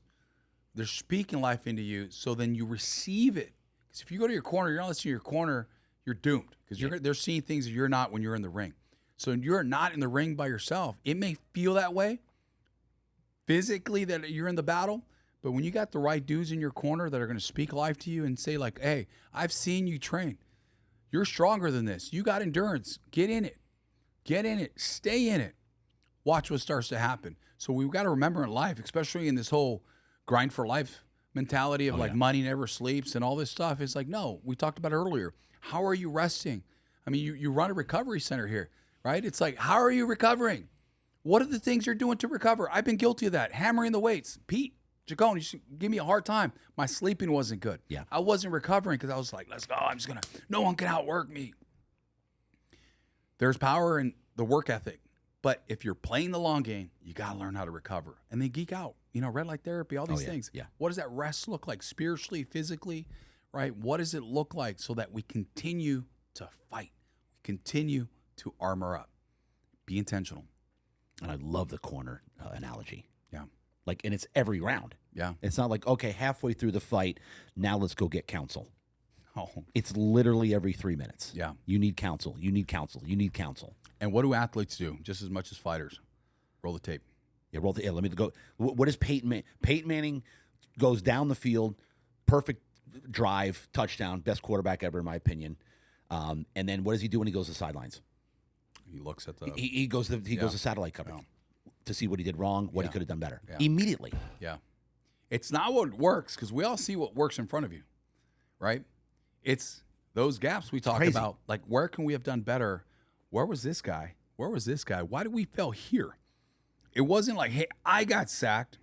Someone didn't guard someone that didn't guard someone. Someone, my blind side, whatever. It was like the team. Everyone has a role and really kind of realizing like, okay, where can we make the adjustment so that we can keep going? The problem is, again, in that grind society, especially some of these young studs, especially they're crushing it, right? Yeah. I shared a message yesterday. Your profits hide problems. You're getting these guys that through tech, through social, multimillionaires, what used to take us years to do, these dudes are doing it, but they lack the wisdom, right? They lack the wisdom. They lack the resiliency, the trials that we had to grow through, right? So, and being able to look at those things, excuse me, and really kind of understanding like, where are the gaps? Because they're in their eyes, they're untouchable. Yeah.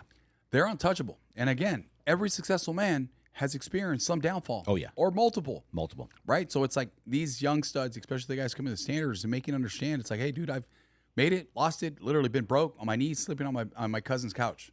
Right? And it's like, talk about humbling, right? That's where God showed me. It's like, sometimes we have to hit rock bottom to realize that he's the rock. Right? Yeah. We have to hit rock bottom to realize, and sometimes some men have the maybe don't have to hit that. We've been given the grace to experience that. What a gift. What a gift. Yeah. It's supposed to like, man, I had to like, no. Wow, what a gift, man. I had to grow through that to be right here, right now, to have these types of conversations with you. Imagine what God's going to continue to do. So I've learned to praise him again in the valleys just as much as in the peak. Not just when business is good. God, thank you. Lord, thank you. God, I don't know what's happening right now, but I have faith in you. I have faith in you. Your plans for me are to prosper. I doubt sometimes, forgive me for that, but I know you have your hands all over this right now, and I surrender this to you right now. And speaking with that authority, right? He's watching our posture. Imagine the growth that we're going to experience in that season. There's so much beauty. We begin to see beauty in everything, man. Everything. This moment right now, right? And we prayed going in that this impacts lives, right? Somehow, some way, it's going to happen. It's going to happen. And you're preaching here, and I'm like thinking about what I'm going through currently in business right now. Yeah. Probably the most challenging ever. And you wouldn't know it. Yeah. And here you are preaching, and you're preaching to me and everybody else, and I'm like, man, like, it's crazy to think that, and these young bucks, like you said, like you have to go through something. Yeah.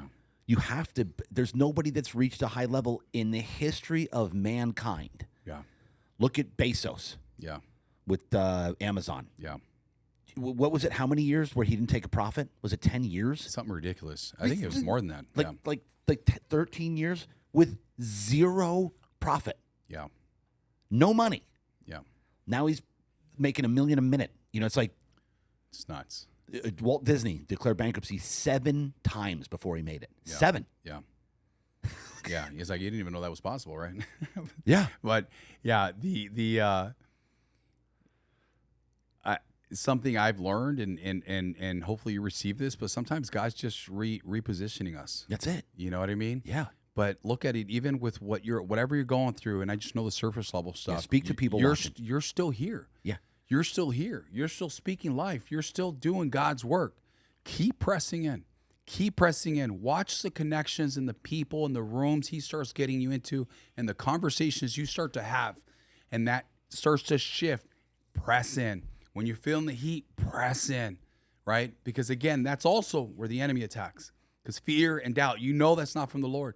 If that starts pressing in, you know it, and you rebuke that, right? No longer. Like, don't give the enemy that authority over that.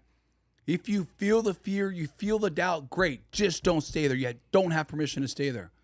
Feel it, adjust it, get down on your knees, pray it up, right? Pray it up and watch what God starts to do in your life, right? And continue to, again, condition yourself with the right men around you. Watch what starts to happen. It's Speak victory over now, victory. Not, hey, God, will you? You will in Jesus' name, right? Speak life, speak victory over whatever is happening right now because your posture is where it needs to be. the posture. Every single morning, my wife and I started this a few months ago. I don't know, 2, 3, 4, 5. I don't remember at this point, but every single morning I said, you know what, honey, here's what we're going to do. And I realize this because when I go to the church or wherever I go, there's a couple people that love getting a hug from me, and because I give this strong hug. And I realized that I don't give my wife enough of those hugs. It really dawned on me. I'm like, holy crap. Yeah. I hug her every day, right? A good, nice little one, little kiss, whatever. But I never, not never, but I don't I didn't do it enough. I thought, let's go. I'm going to take this a step further. Every morning, we're going to pray in every single morning. And we're going to embrace and hug really tightly the entire time that we pray it in. Yeah. So we started doing this several months ago. And the one thing that I do every single time is I thank God for the trials, the tribulation, the pain. I thank him. The first thing I do is thank him for all of this, because I know that he's transforming us and he's making us for what he has for us next. Yeah. So to your point of, that thought, pray it up. Yeah. And we thank him every single morning. Every single morning we thank him for the pain, the trials, the tribulation, because we know that he's never anointed a king. He's never commissioned a king without putting him through the test first. Everything great in us, think about this. Everything great that is in us, that has made us, has come from a place of pain. Everything. Through Jesus, through our trials, everything. Talk about, it's crazy. The thought just came into my mind. And this interview is brought to you by Real Deal Wellness. This is a company my wife and I just launched, Real Deal Wellness. It's a membership base. We're charging the lowest price that has ever been offered for wellness in San Diego in history. You're going to get cryotherapy, red light therapy, infrared sauna, compression therapy, and halotherapy, which is dry salt therapy. Real Deal Wellness. You can go to our website, realdealwellness.net. Also, subscribe to the channel, share it, like it. We love you. We appreciate you. Have a nice day. And I wouldn't say learned it. I had a revelation, right?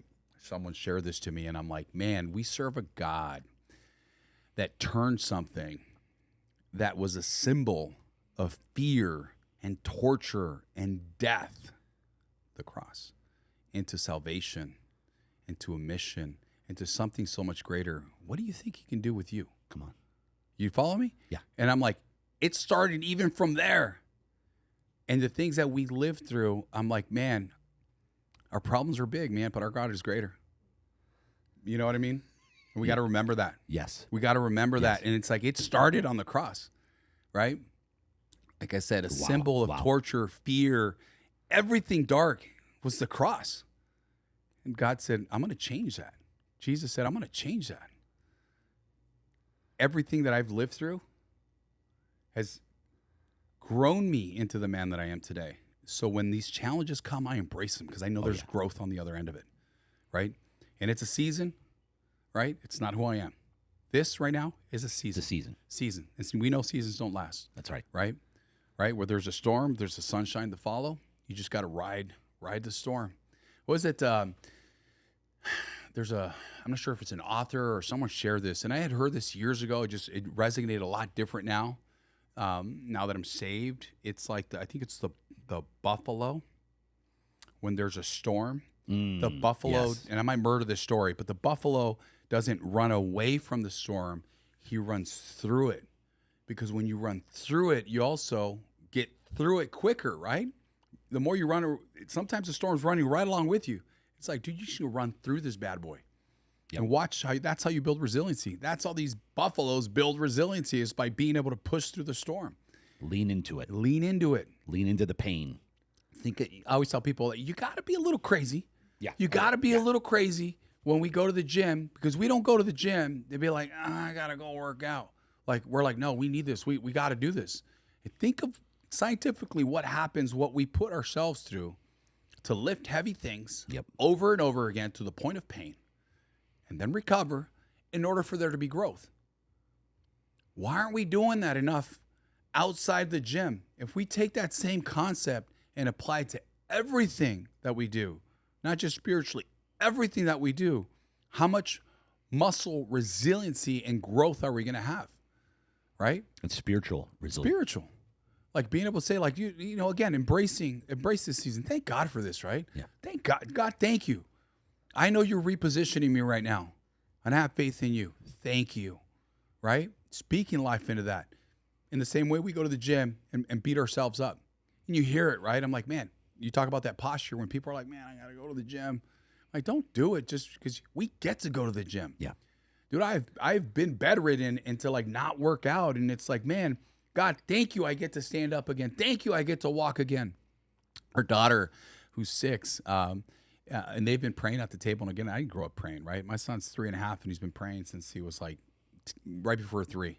at the table. My daughter and me and my wife realized this, is that she would sit there and she'd pray, right? So we'd, sit there and she'd close her eyes and she'd be like, I might forget how she opens, just say, thank you, God. And she's like, thank you for the windows. Thank you, God, for the roof. Thank you, God, for the floor. And he kind of chuckle a little bit. I'm like, man, that's cute. That's cute. But you talk about that heart. And I was talking to my wife, and we were in the moment that we were like, man, that was cute. I was like, whoa, that was actually deeper than we think. Yeah.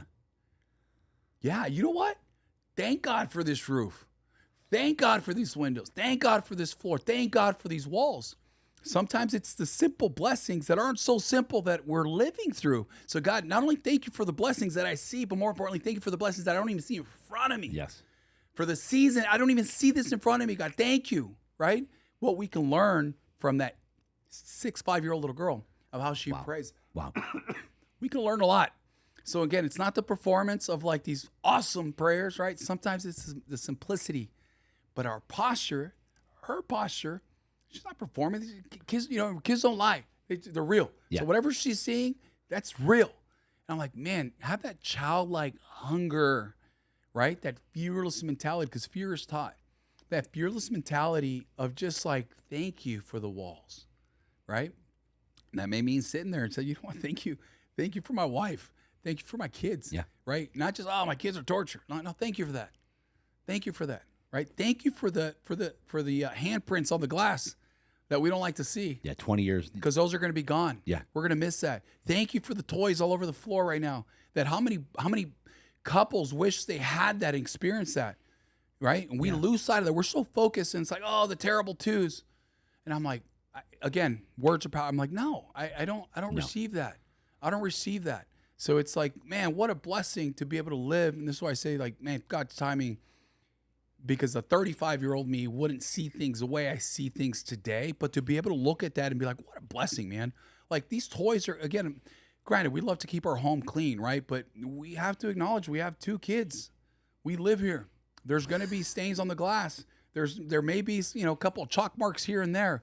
What a blessing. We're going to miss this. Yep. We're going to miss this. Toys everywhere. Everywhere. Right? The eating at the restaurant, it's like, hey, we're getting trained up just as much as we're training them up too, right? Oh, yeah. Because every season of their life is requiring a different version of ourselves, and we're seeing it. It's crazy how quick it happens. And your kids are older, so you know this, right? It's like my daughter from like 5 to 6, it's like we just saw this like shift, and she has opinions and wants to tell me things and share these stories, and just to see her little mind working, I'm like, man, she's a little leader. So is her little son.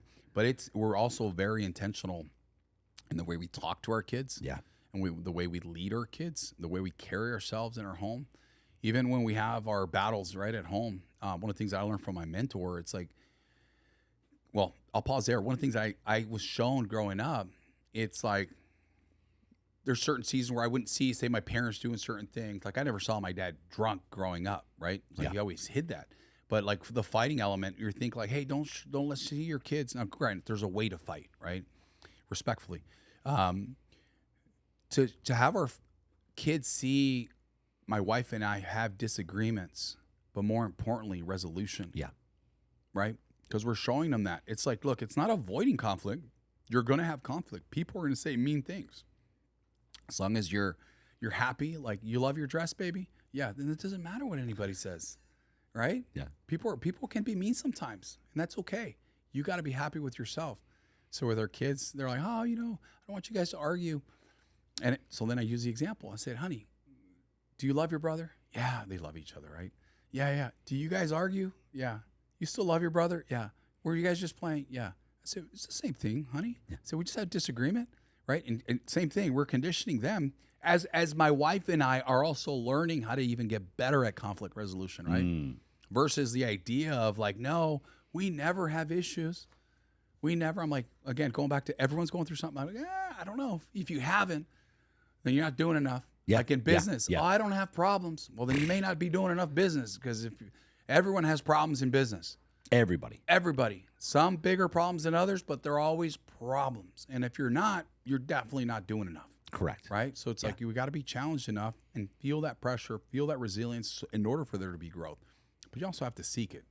Yeah, I preach that all the time. I was a ministry leader at for the last 4 years in our men's the Pathfinder ministry at Awaken, which is a business marketplace leadership. And that's all I said. If you've got nothing going wrong, you got nothing going on. Yeah. If there's nothing going wrong in your business, you're not pushing. You're literally not doing anything. You're staying in the box. You're staying in the box. You're push. staying in the box. If you push, things are going to go wrong. Don't be the oversaved, right? Yeah. Like, I'm only going to hang around with people that are highly anointed. I mean, we're not called to do that, right? We're called to be in rooms sometimes where people, are hurt, are broken, that maybe don't even believe in Christ, right? But they start seeing you, especially the change in you, the people that have known you, and watch how that changes, right? And it's like, hey, again, I'm not going to condemn someone because they listen to this and do that. I mean, I was doing that 2 years ago, 3 years ago, listening to secular music. Like, oh, why? Who am I? Who am I? Yeah. Right? It's like, hey, well, here's what God did. Here's what happened in my life when I changed this. Who's to say he can't do that to yours? And, right? and keep going with the let's dig deep on the gratitude thing, like with your daughter, saying thank you for the windows. Like, how important is it every single day to be grateful for what you actually have? And again, it's what we learned from our kids. It's really like, man, I can sit here again going through the injuries. I'm on peptide 157 right now. Yeah. And that's like been life changing as far as like my tissue recovery. But man, I would just walk around with pain all the time. It's like just normal. You see me, you think I'm good. Like, no, I was in pain. That just became my new normal, and I accepted it. And in that, I would have moments of like, man, is this it? Is this what it's going to look like? Like, is this where I got to? Right? Versus saying like, God, thank you. I got to walk into this room. Yeah. Right? Like the pain was there, but I had to check my own posture and get out of the victim mentality. And it's like, things could have been a lot worse. Heck, I could have lost my life 26 years ago in that accident is what got me to San Diego to heal, to be able to meet my wife, go to church, get baptized, all that because of that incident got me here. Just I wasn't being obedient, so I had to get checked, right? What was can you talk about the accident? Drunk driving. Got hit by a drunk driver. Really? Yeah, multiple car accident. I don't really remember much of it. I just remember when they were cutting me out of the car with the jaws of life. Woke up in the hospital next day, and it's like, I actually thought my buddy next to me had passed away. It was like the worst feeling ever. And then I just recovered. And Do you remember being in the car? Yeah, I remember being in the car. I remember the first impact. I was kind of knocked out a little bit. Did it come from the side that you didn't see? Yeah, the side. So now I'm knocked out. My hands drop. And just the way they depict it in the movies where it's like it sounds muzzled, that's real, dude. Yeah. It's real. Like the sound coming in and out, the fuzziness, all that is real. Because I just remember seeing the steering wheel, seeing his hand reach over, and he's calling out my name, saying, wake up, holding the steering wheel. That lasted for like 4 seconds, maybe 3. And from what I understand, the car spun out, I hit the center divider, and then I got T-boned. So then they had to cut me out, recovered. What do you mean, who reached for the steering wheel? My buddy was sitting next to me. I was driving his car. Yeah. So then we got hit here on the side. So he reached out. My hands were dropped, right? So I'm like this, and I can hear him. And then I just remember seeing his hand. I could hear him. I didn't see him because I didn't turn around. I was semi-knocked out. So, yeah, then I got cut out of the car, and I ended up recovering in San Diego. There was some depression there, you know what I mean, where it's like you're used to being like up and going. And again, talk about being able to give people grace. I never understood depression. I never understood anxiety until I experienced it. I'm like, dude, this is real, right? And yeah, so so when people tell me they've experienced it, I'm like, dude, I got a glimpse, and I only got a glimpse of that at that moment, right? And what that actually felt like, and that's where I knew like something needed to shift, and that's where I really dove into the self-help, right? So when you woke up, you said broken everything. What was actually when I woke up the next day? Check this out. So your feet are like this, laying down, right? I had the splint, right, on the bottom of my feet. So this is the bottom of my feet. This is my calf. I was laying there, and they were prepping me for surgery, and I don't know what the heck's going on because I'm like super drugged up. The dudes took out the splints. My feet went like this. Yeah, my ankles were just done. Both of them. I just remember screaming, and they were just like prepping me because they were prepping me to go into surgery. I had to go in through trauma and get all the hardware put into me. They just couldn't do it the day of. They did it the following morning. Yeah. They had to assess and do CT scans. They missed a few bones too that had broken, and they missed it because you get operated through trauma, right? Yeah. But yeah, I recovered in San Diego and thought I wanted to go back. I went back for, I don't know, I think it was like a week or two. And I remember sitting in my office. I was already in lending at the time. No business, no calls, and I'm like, I'm done. I said, if I'm going to start over, I'm gonna start over in San Diego. I need to be around my family. Yeah. Right. Things were just moving too fast. I still need at 25. I'm like, I still needed to be This is 25 years 25. Yeah. I'm like, I thought I was old at the time. old. Yeah. You know, yeah. And literally, I'm like, I gotta, you know. So I still needed to get fathered, you know, and I moved back. And I remember calling my mom, like, hey, tell Pops, like, you know, can I move back? Just give me like 6 months, literally, to get back on my feet. And almost 6 months on the dot, I got my first apartment, and then started building from there, condo, house, yada, yada, yada. I just kept pushing. I just locked in. And even through that, you know, and this is early 2000s now. If you remember the mortgage industry in the early 2000s, there was a lot of money, Yeah. and a lot of drinking, a lot of partying, a lot of darkness. Yeah. Right? Dude, I still felt God knocking on me. And I had made every possible mistake in my previous relationship you can do. But again, I realized, like, man, I had to learn through that. God was already preparing me for my marriage today, right? I got married, you know, again, we've been together 10, we've been married 7 years. I'm 50, so do the math. I was in my early 40s. Yep. That was a new beginning for me, right? And we talk about that, like every season's going to be create that. That was a new beginning for me. Not that, hey, I made it, I'm here, I'm done. It's a new beginning. We're never home until we're home, right? Like it's not done. We're still on a mission. We're on assignment, right? We're on assignment to father our kids better, to be better husbands, to be better brothers. Like, what does that look like? And we got to remember that. And I say that, it's a constant affirmation to myself. Yeah. Like, we got to remember that. Like, dude, we're on assignment right now, right? The enemy, again, you think you're great or God is greater. But, yeah, that element of it, it's crazy in that season. So again, heavy in self-help books. And I remember one of the guys, you'd be like, oh man, you're like a young Anthony Robbins. And I come into the office like hollering, blah, blah, blah. But just being irresponsible with all other things, right? It was all performance driven. It was all me. Yeah. Look at me. I need to be the loudest guy in the room. But then you look back at some of the books that I would read, and I start realizing when I look back, right, how biblical they were. One of the at the time, pre-Bible, right? At the time, one of the books that spoke to me the most was The 7 Habits of Highly Effective People. I love that one. Not realizing the author was Christian, right? Wow. Looking back, and was it Think, Win, Win, right? The Gap. Begin with the end in mind. Sharpen the saw, right? Meaning we're constantly have to sharpen each other, recalibrate what that looks like. Synergize, be proactive, like all these elements of it. Be proactive. Think about that. Be proactive. That's speaking life into whatever you're going through. Right? Speak life into that. Be proactive. Like all these elements, I'm like, man, God was already equipped me. It was crazy. All that said, none of this would have happened until I decided, and that's a gift we've been given, right? We're given the choice to choose God.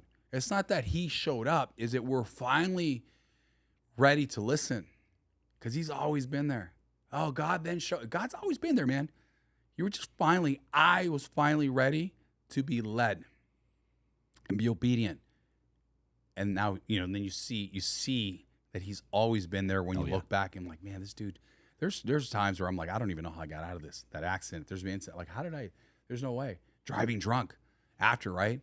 Like driving drunk. I'm like by the way, party scene in the early 2000s coming from LA, like it changed for me over here. I'm like, you guys, the kids my age at the time, cross the border. I'm like, dude, there was like nights wouldn't end till like 6 o'clock in the morning. I'm like, dude, we were done by like midnight, 1 o'clock. You go hard. I remember crossing the border, just drunk sometimes. And it was perfectly somehow at the time normal. I'm like, how did these border patrol guys allow me to cross? And like, how did I get home? Oh yeah. Well, we know how. Yeah. Right. But I remember sitting there like, dude, what just happened? Yeah. What just happened? Yeah. God's always been moving, man. God's always been moving. And what would you say is you said you were rock bottom, like the hardest time that you've gone through where you've had to, like, was that it? The accident, you think? Or what? No, it was that time in the car in front of Victory. That was it. That was it, dude. That was it. That was like literally it. And recap it, because the reason why, because I remember you wept and you broke down, and That's an understatement, but yeah, it was, yeah, dude, it was just like this full blown, and you hear the stories of these breakdowns, dude. I was literally yelling in my car, just a full blown breakdown, and then to have to show up. Now, here's the thing, and hopefully this encourages those that are listening. At least for myself, it wasn't like, oh, that happened, and then things were sunshine and rainbows, right? I remember getting baptized. Even when I got baptized, the pastor was like, all right, man, be ready. And I was like, what? Like, again, very new. And I'm like, well, what do you mean? What's in the water? Like, well, what's going on? Like, be ready. Like, now, you think you were attacked. Then, oh yeah, you're going to get attacked now. And that always resonated with me, and that always stayed with me, right? But the breaking point was that full surrender. Granted, and there's been spurts, right? You know, kind of fast forward, and I kind of skimmed over it with COVID when we were, out of church. My wife and I went through like the heaviest 2 years of our marriage. And we realized when we said something's not working, the common denominator is we were not connected in those 2 years. I stopped reading my Bible. We weren't going to church. We definitely weren't hanging out with God-centered couples, right? There was drinking involved, and it was like, dude, this is what? And 2 years went like this and felt like 20 at the same time. And again, that to me was a great reminder of like, dude, we have to press in. We gave the enemy a gap, and he demolished us and murdered us. But again, big problems, bigger God. We looked at it and be like, man, how much growth did we end up experiencing?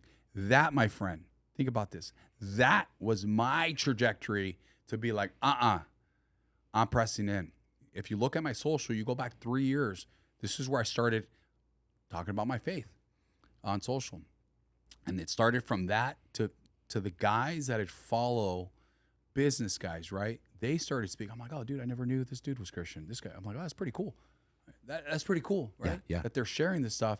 Every now and then I show a Bible verse, and then it's like, I wonder what people are going to say. It's judgment. But then I'd get a DM, dude, I really needed to hear that. And I was like, oh, okay. That, my friend, was a start for me, like, I'm on assignment. So that, God continued to equip me. I continued to press in, prepared me for the standard. That's the beauty of it. Like, again, a new beginning. Now I'm excited to see what God's going to do through me and through these men. Think about how many chains are going to be broken. Oh, yeah. Marriages are going to be restored. Relationship with kids. We have conversations with men and be like, you know what, Oscar? Like, I'm the guy. I've made all this money, man. I see how the way you father your kids. It's like, dude, I didn't do that. My kids, they're in their 20s already. I'm like, start today. You can't go back. Trust me, if you go with an open heart and tell your kids like, hey, I messed up, man. Yeah. I need to love you better. Right? We get the do-overs. When it's family, you get to do it. Right? It's never too late to start. Oh, yeah, no. Start today. Yeah, but doesn't matter. Start today. That's it. Your story will change to what I said earlier, but then God, right? Whatever's happened, use that. That's going to equip you. God uses us, uses what we've lived through to speak life into people that are living through it, right? So that is our secret weapon. Yep.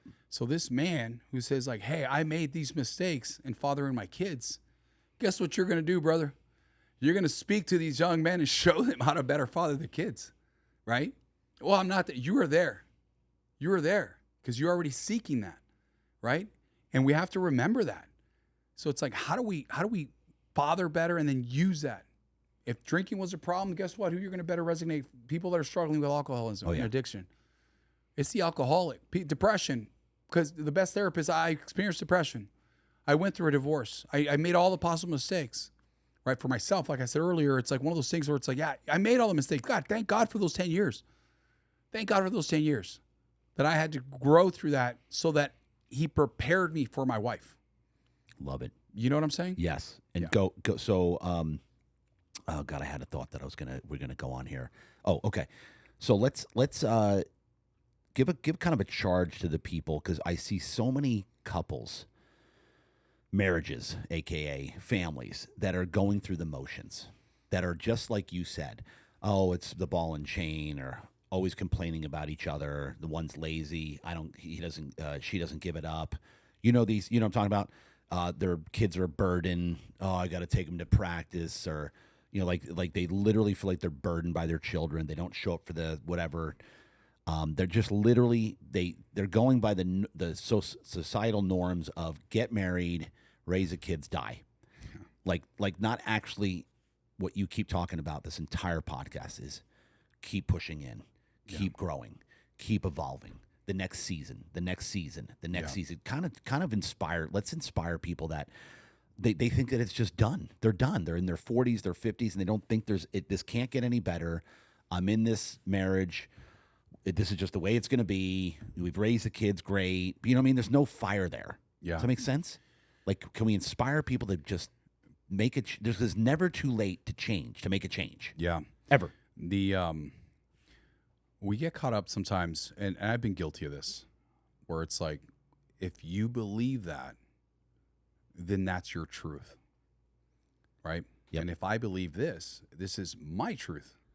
But the reality is, it's not, because there's only one truth, right? We've been called and we've been given more control than we think. So we keep talking about this posture, right? Yeah. So let's just say we speak to men in general. You have to change your posture. So stop being a victim, right? Pull up your pants and look at yourself.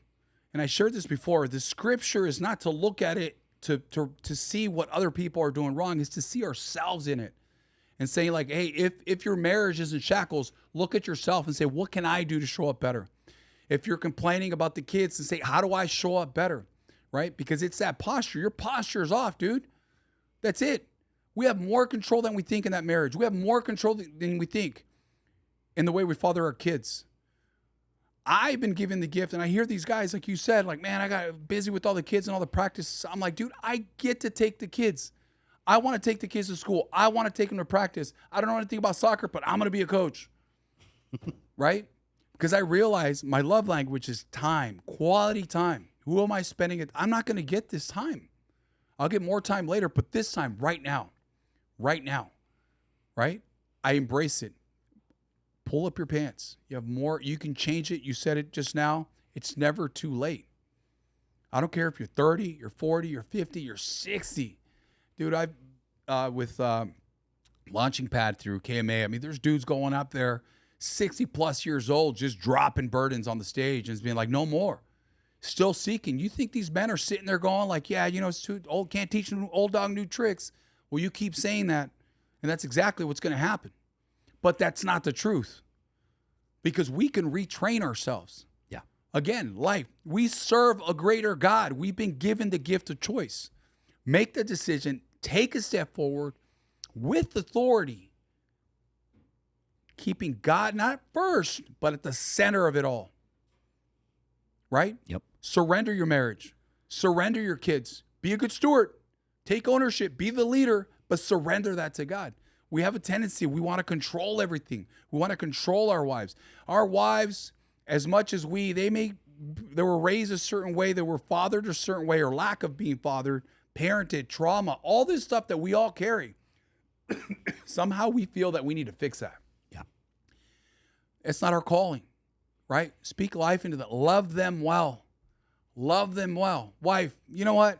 I have not loved you well the last 10 years. I need to change that. How can I love you better? You may receive some blows. You may receive, yeah, but you and you were this. Weather the storm, my friend. Walk through that storm, my friend. There is light at the end, right? We serve a God of unity, not division. The enemy, if he can't attack you, if you're pressing in, he's going to attack your wife. That's not your wife speaking. That's the enemy. We serve a greater God. So stand in the storm. Take the blows, especially if you created the storm. Oh, yeah. Receive it. And be like, you know what? I hear you. I hear you and I receive it. I'm going to love you better. Or what do you think the message is going to be when you sit back and you're like, yeah, I love you. I want to love you better, but here's what I need you to do. Man, you talk to God like that? That wouldn't work. No. Right? Yeah. How are we speaking to our lives? to our wives, right? And saying like, yeah, you know what? I'm going to armor up. Again, going back to the heaviest 3 years, man, that was the big spark in my growth, and be like, you know what? I can lead my family better. We're going to be attacked. I need to armor up, right? And I want some dogs around me too, because when he attacks, we have an army. Oh, yeah. Like, I'm not alone. I'm not in this alone. We're not doing hard things alone. I'm not doing marriage alone, right? I'm in the trenches with my wife, but we're armoring up in prayer, in community, right? In our own relationship, our own walk, right? Our own walk. Oh, yeah. In search for God's love, right? And receiving that. And that's only going to bring us closer. But we're too busy doing this, man. We're too busy, right? It. What's that old saying? Like, you're too busy pointing fingers, man. You got 3 coming right back at you. Yep. You own that. We spoke on athletes, right? Yep. The greatest leaders say what? And just as much as CEOs. If we succeed, it's because of all of you in this room. If we lose, it's because of me. So if we approach life that way in our marriage, it's like, man, then we have that much control. God's given us that gift, right? Yep. How are we stewarding our marriage better? How are we fathering better? How are we, like, even our businesses, right? There's dudes that I've had conversations like, yeah, you know, we do good, but I could be a better leader, right? I had a buddy of mine who, out of the military, just business blew up. Multi-millions. Yeah. And fast forward, there was a massive pivot, you know, and he looked at it and he took it hard, because he not only was looking at it and how is this affecting his family, he started realizing like his maybe inability to maybe run that company the way it should have affected the families, not just the employees, but the families of those employees. That's a heavy weight to carry. And it literally brought him to his knees, but that's when he gave his life to the Lord. Now he's thriving again with God at the center of it all. But sometimes we're putting this stuff on ourselves, and we're allowing the enemy to whisper in our ears. Like we said earlier, it's like, this is who you are, bro. You're not going to succeed. You're not a good business person. No, this is what you've always been, man. Even if you succeed, I'm going to get you right back down. And it's like, nah, man, I serve a greater God. There's something greater on the other side of this. I am walking through this storm right now and praising him in the process, right? Not easy, but we're men that don't look for easy. We want possible. We know all things are possible through Jesus Christ. You follow me? Oh, yeah. So how do people, because again, everybody's going through something. Yeah. And I don't understand how people get through this stuff without God. Yeah. Like, you know, it's crazy to me. Like, how do you not have, like, how are you driven? How are you, what's keeping you moving forward? Yeah, man, I can't even speak to that, because when I meet with people and I see that they don't have God in their life, I can't even like comprehend that. Because even before giving my life to Christ, I knew he was there. I just didn't know how to have that relationship. So I can feel that even in my darkest moments, like he was there. So to just live a life where people like don't even acknowledge his existence, I don't want to, because like we said about depression, the only way you know that if you've experienced, I don't want to experience that. I don't understand it. But what I can tell you is that's also an encouragement, to us to speak life into these folks that are doing it and thinking that, hey, I'm self-made and all this good stuff. And it's like, yeah, you say that now, right? But it's like, yeah, you know what? I was that guy, and here's what happened to me. And then God.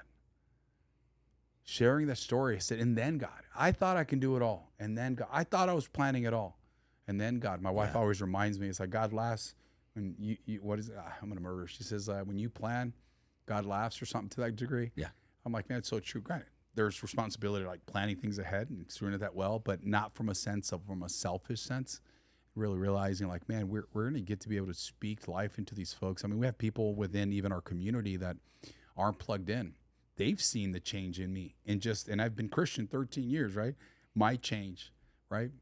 Patterns, not promises. I can say whatever the heck I want to say, but my patterns are speaking louder right now. And they're saying, like, man, how do you, hey, you know, I'm Jewish, but can I go? Can I show up? this is a Christian thing. I said, bro, it's open doors right here, brother. I don't care, where you're at in your walk. You come in. And I know God's going to, do his work. But again, create the rooms. Let me do the work, right? And creating those environments, because it's like, you have those conversations like, I'm not Christian. I'm X, Y, Z. But I love all the principles. I love all the principles. I'm like, dude, that's all biblical, man. What are you talking about? Oh man, I love the way you speak. And how do you always come up with these words? I'm like, dude, there's nothing I'm saying that hasn't already been said a million times. And it comes from right here. Yeah. Scripture, right? It's not me. I'm like, yeah, dude, let me show you. And if I don't know, it's always like, hey, ChatGPT. What does a New King's version of the Bible say about this? Takes me to that verse. I'm like, cool, let's learning together, right? And that's by the way, that's something very new to me. I think it's super cool. I do too. Right? Like AI, you either become a victim to it or use it as a tool. Yeah. And I'm like, dude, how cool where I can literally, whether I'm having a conversation with someone directly, or it's like, hey, we just spoke and I'm in my car and something's heavy on me. And I'm like, man, what? Like, I know what I want to say, but like, again, I always want to bring scripture, because what I don't want to do is ill-advise my brother based off of my past, my trauma, and sprinkle my personal thoughts on it, versus I need this coming straight from the word. So Lord, like, what does it say? Like, I talked to my brother, he's struggling with this. Here's what's at. Like, give me some words of encouragement that I can share, right? Boom. ChatGPT. I'm like, oh man, that's so good. Oh yeah. That is so good. So then I share that. And then within that, God starts speaking through me. And I'm like, okay, but again, that's for me constantly seeking, not from a performance standpoint. It's like, I'm going to drop this one right now. Dude, there's been times, that last workout that we did, where I go up and it's like, I'm going to share a word. Dude, I kind of black out a little bit, to be frank with you. I just get fired up and I black out, and they're like, dude, that was dope. I remember the capes, leave your capes at the door. Everyone, they were quoting me on this thing. I was like, oh, dude, like, I love that. But it's also like the week leading into these workouts, or like any of the type of those events, dude, I'm deep in prayer. Again, making sure that I'm not showing up. Right. Like, lessen me, Lord. And it's like, dude, I'm surprised I don't get sick leading up to these things. Like, I heavy, dude. I carry a lot. I'm trying to condition myself a little bit better with that. Yeah. Right. I'm like, man, again, you talk about like a pastor, like next level, like go up on stage. These guys are just broken as us. And it's we don't know if they just had an argument at home with the wife, and all of a sudden they got to go up on stage and speak to hundreds of people. That's a tough job, man. And I'm like, I got this little room, powerful room, 50, 60, 70 dudes. And it's like, I need to make sure that I'm fathering these men well. Yep. Right. So removing myself of the flesh. But again, I walk out of there, I'm constantly growing in the stories, in the conversation, the words that are coming out of my mouth. A lot of what I speak on is because I'm living it. I've heard it.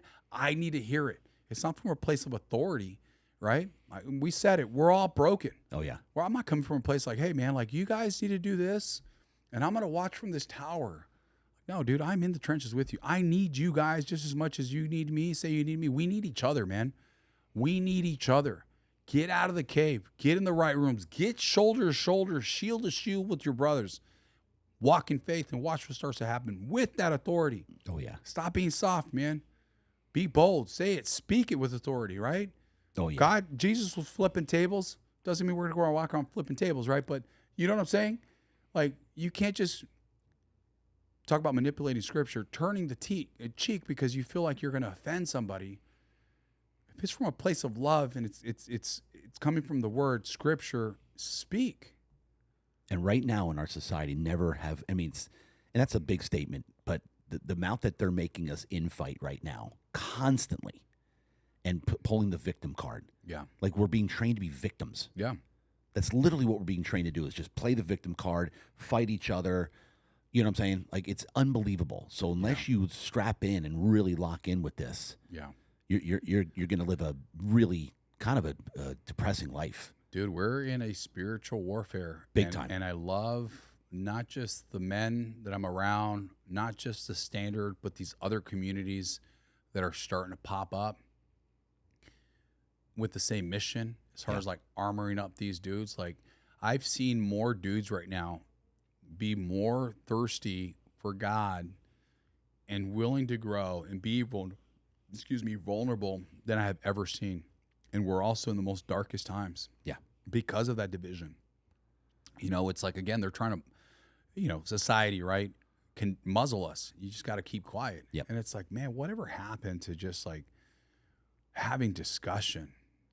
Just having discussion without judgment and condemning and hate.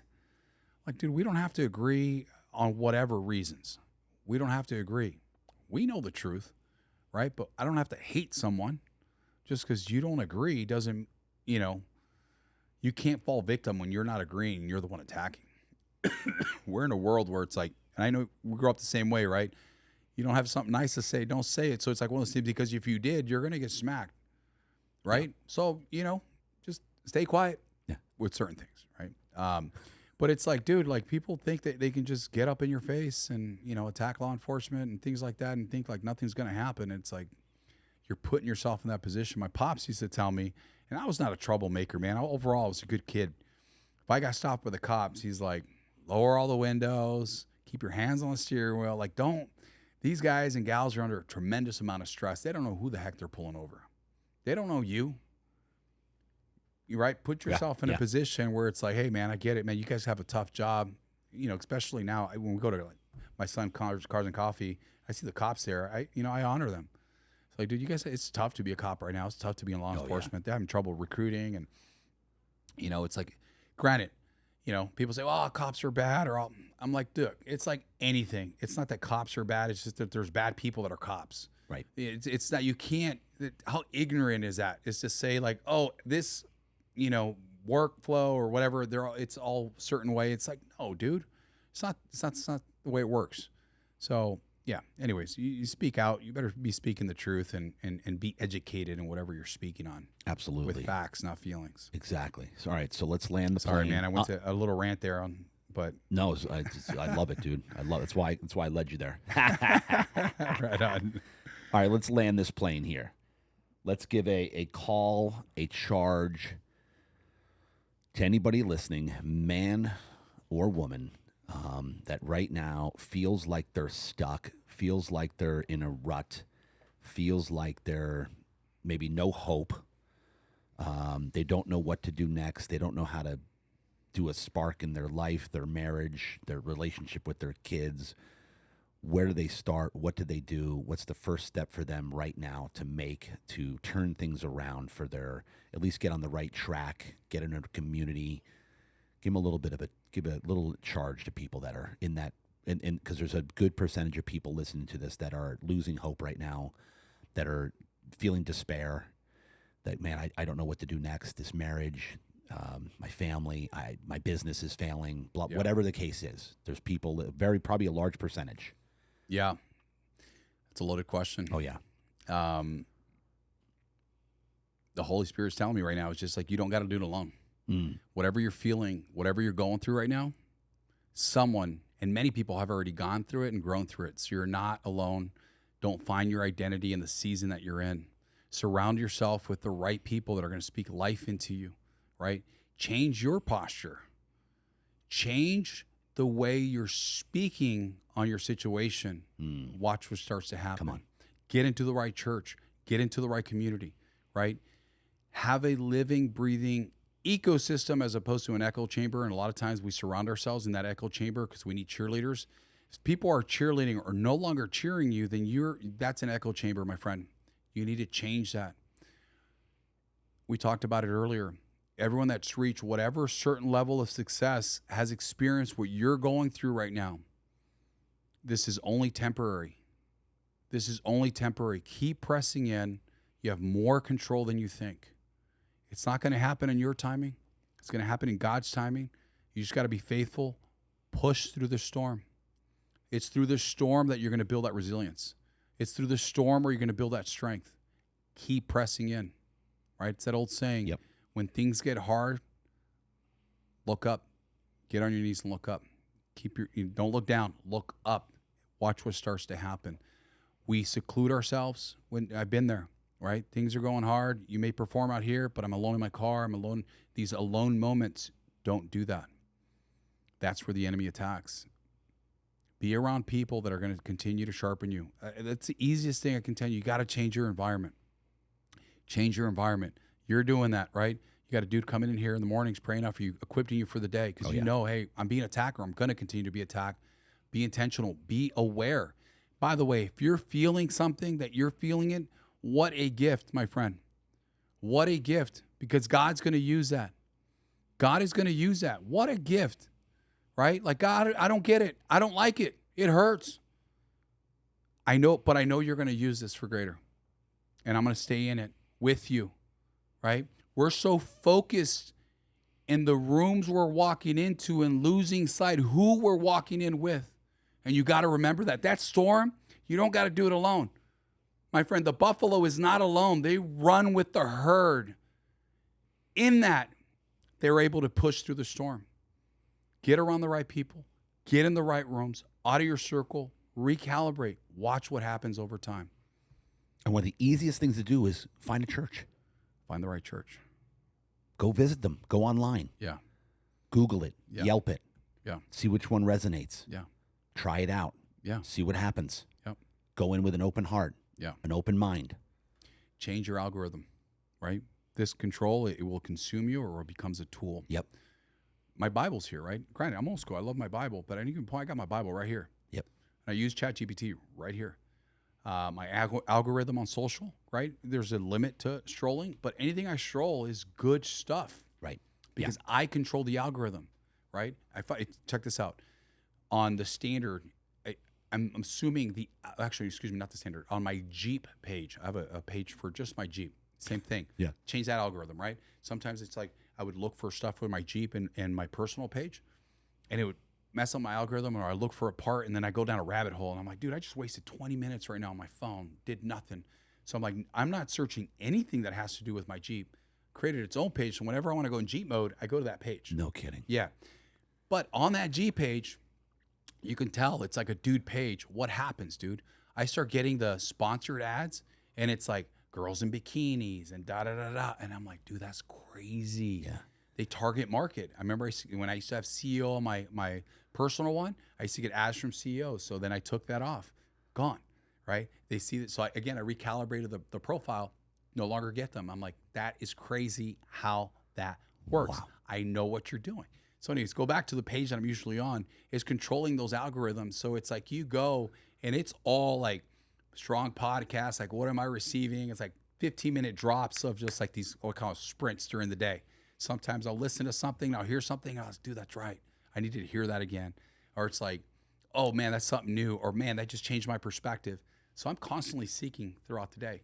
But I have full control of my algorithm as much as we have full control of our algorithm in life. I love this, dude. Who are we hanging around with? Beautiful. What are we consuming, right? The music, the food. We're not looking like, what's our algorithm like? What's the relationship with these things? What's the relationship with my phone? What's the relationship with myself? What's my relationship with food? Because I have to choose the food. What's my relationship with food? What's my relationship with God? Not, hey, I read my Bible. What is my relationship? We're both married. If you talk to your wife for 15 minutes in the morning and just don't talk to her the rest of the day, what do you think would happen with that marriage over time? Fall apart. Yeah, fizzle apart. So it's like being present, right? Throughout the day. Like I have my moments of prayer, but I feel like I'm always in prayer. I feel like I'm in the car. I have a relationship. We're talking. God, what are you showing me? Right? The conversations I have with people, I'm like, man, that was divine. I couldn't figure that out. Just all my conversations this morning. Yeah. And I'm like, man, something's happening. Oh, yeah. Right? Yeah. But being intentional. Again, being married, being saved doesn't mean you're done. That's a new beginning, right? We have to constantly recalibrate the dates. We're doing the dates. There were some times we're just doing the dates. Yep. Checking the box. And we're just checking the box. And it's like, man, we gotta double dates are cool, but we gotta spend more time just like ourselves. Not time to say, hey, the bills, the kids, like not that time, not those 2 hours. Like just be present with each other. That's a constant reminder. So again, it's not just the date nights. It's like, what are we doing with it? But that also means that's not to say that once you calibrate, like you're going to stay there. There's going to be seasons where we pull, but again, being aware and being present to say, ooh, let's bring it back. Ooh, let's bring it back. right? What's the story about the ship that leaves the harbor? And I don't know the numbers. I'm going to murder this. Yeah. But they say these large ships that leave the harbor are off track, like something crazy, like in the 80 some odd %. They're off track, but somehow they always get to their destination. They have a map, the Bible. They have a beacon. The storms of the life of this earth are constantly swaying them back and forth, out of alignment, but they're always having to readjust, right? I don't even know if this is the way you drive a boat, but readjust. Yeah, maybe like this, right? Just readjust, but you're constantly looking, are we on track? What do I got to adjust? Like, dude, I'm off of alignment, readjusting. If you're just guns in, you're going to lose focus, man. The storm's going to move you. You don't even know because you don't know where you're going. Do life with purpose. When you're off, just recalibrate. Don't fall victim to, hey, I had the slice of pizza. I might as well eat the whole thing. Get back on the diet. Oh, man, I fell off. Go on vacation. Go enjoy the vacation. Have the tacos, have the pizza, have the pasta. When you get back, dial it back in. Dial it back in. Dial it back in, right? Because, again, it's like, dude, it's like, oh, man, I'm weak. I have a sweet tooth. Well, keep telling yourself you have a sweet tooth. And guess what? You're going to have a sweet tooth. Always. Right? Oh, I got to lose 20 pounds. Keep telling yourself you want to lose 20 pounds. All you're focused on is 20 pounds. Guess what? You're going to hold on to 20 pounds. Why not saying like, hey, I'm eating healthier. Hey, I'm making better choices. Hey, again, it's that recalibration. What are we saying? And speaking of calibration, yeah. Speaking of which, I want to make sure we stamp this in real quick. If you want to evolve, if you want a better life, if you want to feel the fire and the heat that you're feeling in this interview of passion, of love, of evolution, of growth, of transformation, if you want to feel this in your life, this rebirth that we have, that we experience on a seasonal basis, constant growth, constant excitement, look at the people that are in your life right now. Yeah. If they are not like what we're talking right now, if they're not like that, if they're in the rut, if they're going through the motions, if they're in the rat race, if they're complaining about their spouse, if the guys just get together so they can drink and talk crap about the wives, if that's happening and you guys are all stale, the whole group, guess what? It'll never change. No. You're going to have to pull away. You have two choices. You either call your brothers up and be like, dude, we've been bros for 10 years. Like, we need to do better. We need to call them up. Come on. Call them up and be like, yo, we need to do better. If they're not willing to do better, then that's where you need to change rooms. Yep. But call them up, right? Because you may be the guy, right? You may be, don't wait for your wife. You may need the one to call it out and be like, hey, man, we've been stagnant for 10 years. Like, I want to change this. Like I said earlier, I want to love you better. But with your men, and I speak a lot more to men, it doesn't mean fire them. Because sometimes that may end up being your inner circle because they know your deepest, darkest secrets. And it's like, you know what, dude? I've been waiting. I've been thinking about this. I'm glad you said it. Let's go. Let's go. That will change that. Imagine what a gift, right? Let's go. Imagine when you got invited to church. What if I was just like, no, I'm not going to invite him because, he's not going to be into it. It took someone inviting us to church. Yeah. Someone needs that invitation. As a friend, they needed your invitation and saying, we need to be better. Dude, we've been sloppy with it. We're in our 30s. We're in our 40s. We look sloppy. We look sloppy. Like, dude, let's change it. Let's level up. We're not leading our homes. We're not leading our homes well. Not leading our family, our father. Like, what are we doing? Call them up. That's either going to challenge them or they're going to back away. And if they do, love them well, because guess what? They're still going to be watching. Because if it's not their timing and they start seeing your change, not just your promise of, hey, we want to change. They start seeing it. Then they step in and be like, bro, I knew, you remember? Yeah, you know what? I don't work this hard to stay the guy I was a year ago, 5 years ago, or 10 years ago. So if you were in my life then, you're not in my life now, we don't know each other. And that's okay. And that's okay, right? But it's understanding. It's like we have that too, right? Because sometimes we go hardcore and we just shut the door on people. And it's like, man, love them well, leave them well, right? Leave the door open. Patterns over promises. How are we living our lives? And I'll be frank with you. I've been guilty of that, the religious aspect of it. That's how my walk started. I wasn't the flip of a switch and it was like, No, there was challenges along the way. I had 1 foot in, 1 foot out, but that was my walk. Right? I'm like, this is not working. I'm like, I'm playing both sides right here. How convenient, right? But I had to make that decision.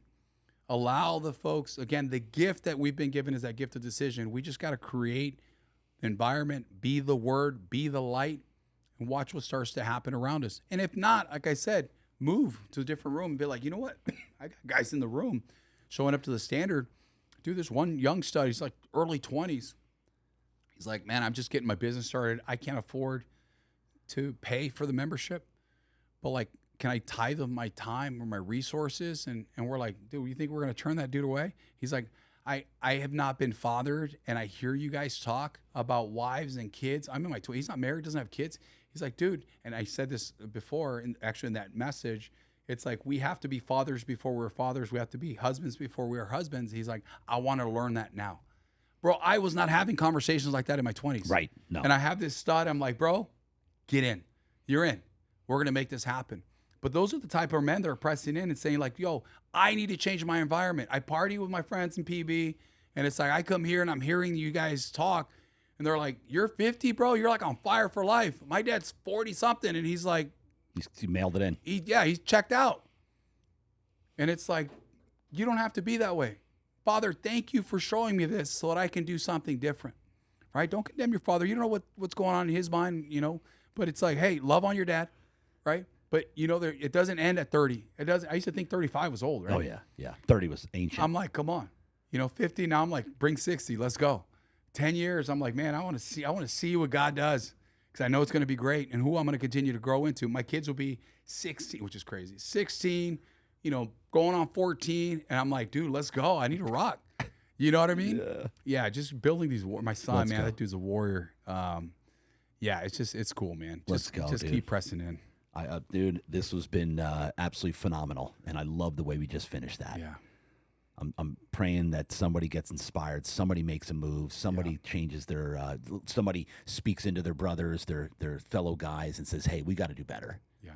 I would love to hear a story about it. Somebody just let us know. This is just the first of many conversations we'll be having, brother. Oh yeah, and it's an honor to be here with you. No question. I appreciate you for battling through with the. With the raspy, it's gonna be interesting how my voice sounds at the end of this, but it's all good. It's not about You my sound voice. like. Let me tell you, ever sound like John Goodman? No one's ever said that. That's a new one. And you even say friend, because he says. Oh, really? He says my friend. Oh, do you know that? No. John, you know John Goodman, right? Yeah. I'm trying to like register the voice. Oh, bro, it's like now. The whole time, like, man, and I finally got it, and then I couldn't stop thinking about it. Wait, is that the tall guy with the glasses? He was used to be heavy. Oh, he was in Roseanne. Yes. I don't know if I hear my voice. In Oh, his dude, voice, it's spot on. Do you hear it? It's spot on, bro. All right. So yeah. Anyway, so John Goodman. But anyway, thank you for manning up and getting through this, coming in against the battle. Yeah. Appreciate you. And live the standard. Is there an application process? Are anybody allowed to apply? What are you doing with that? Man, just check us out. You can check us out on Instagram at live_the standard. Live the standard. Yeah. And if you go to my personal page, the channel is there. My personal page on Instagram is at all_in_with OG. So all in with OG. You'll see the channel there. We're usually dropping kind of like when we're doing these open events. Show up. Okay. When you show up, you'll know if that's the right room for you. Right. You'll feel You're either going to say like, this is what I want, or I'm the guy you're talking about. I don't want to be that guy anymore. So either you're going to be challenged up or you're going to walk yourself out. So let the room do the talking. Just show up. So check us out. Stay tuned, man. God's doing some great things. You'll be coming across these warriors around the city. And I always say, like, I'm rocking the shirt right now. It's like we want to get to the point where it's like when we're rocking that out, it's a shield. And people are going to know and be like, yo, this is one of the dudes of the standard, and what that stands for and what it represents, right? Where it means something more than just a logo on a shirt. I love it, man. Yeah. Ladies and gentlemen, again, an honor, a pleasure. Can't wait to see where this relationship goes. We just got to know each other on film, known of each other for 15, 20 years, all over social media.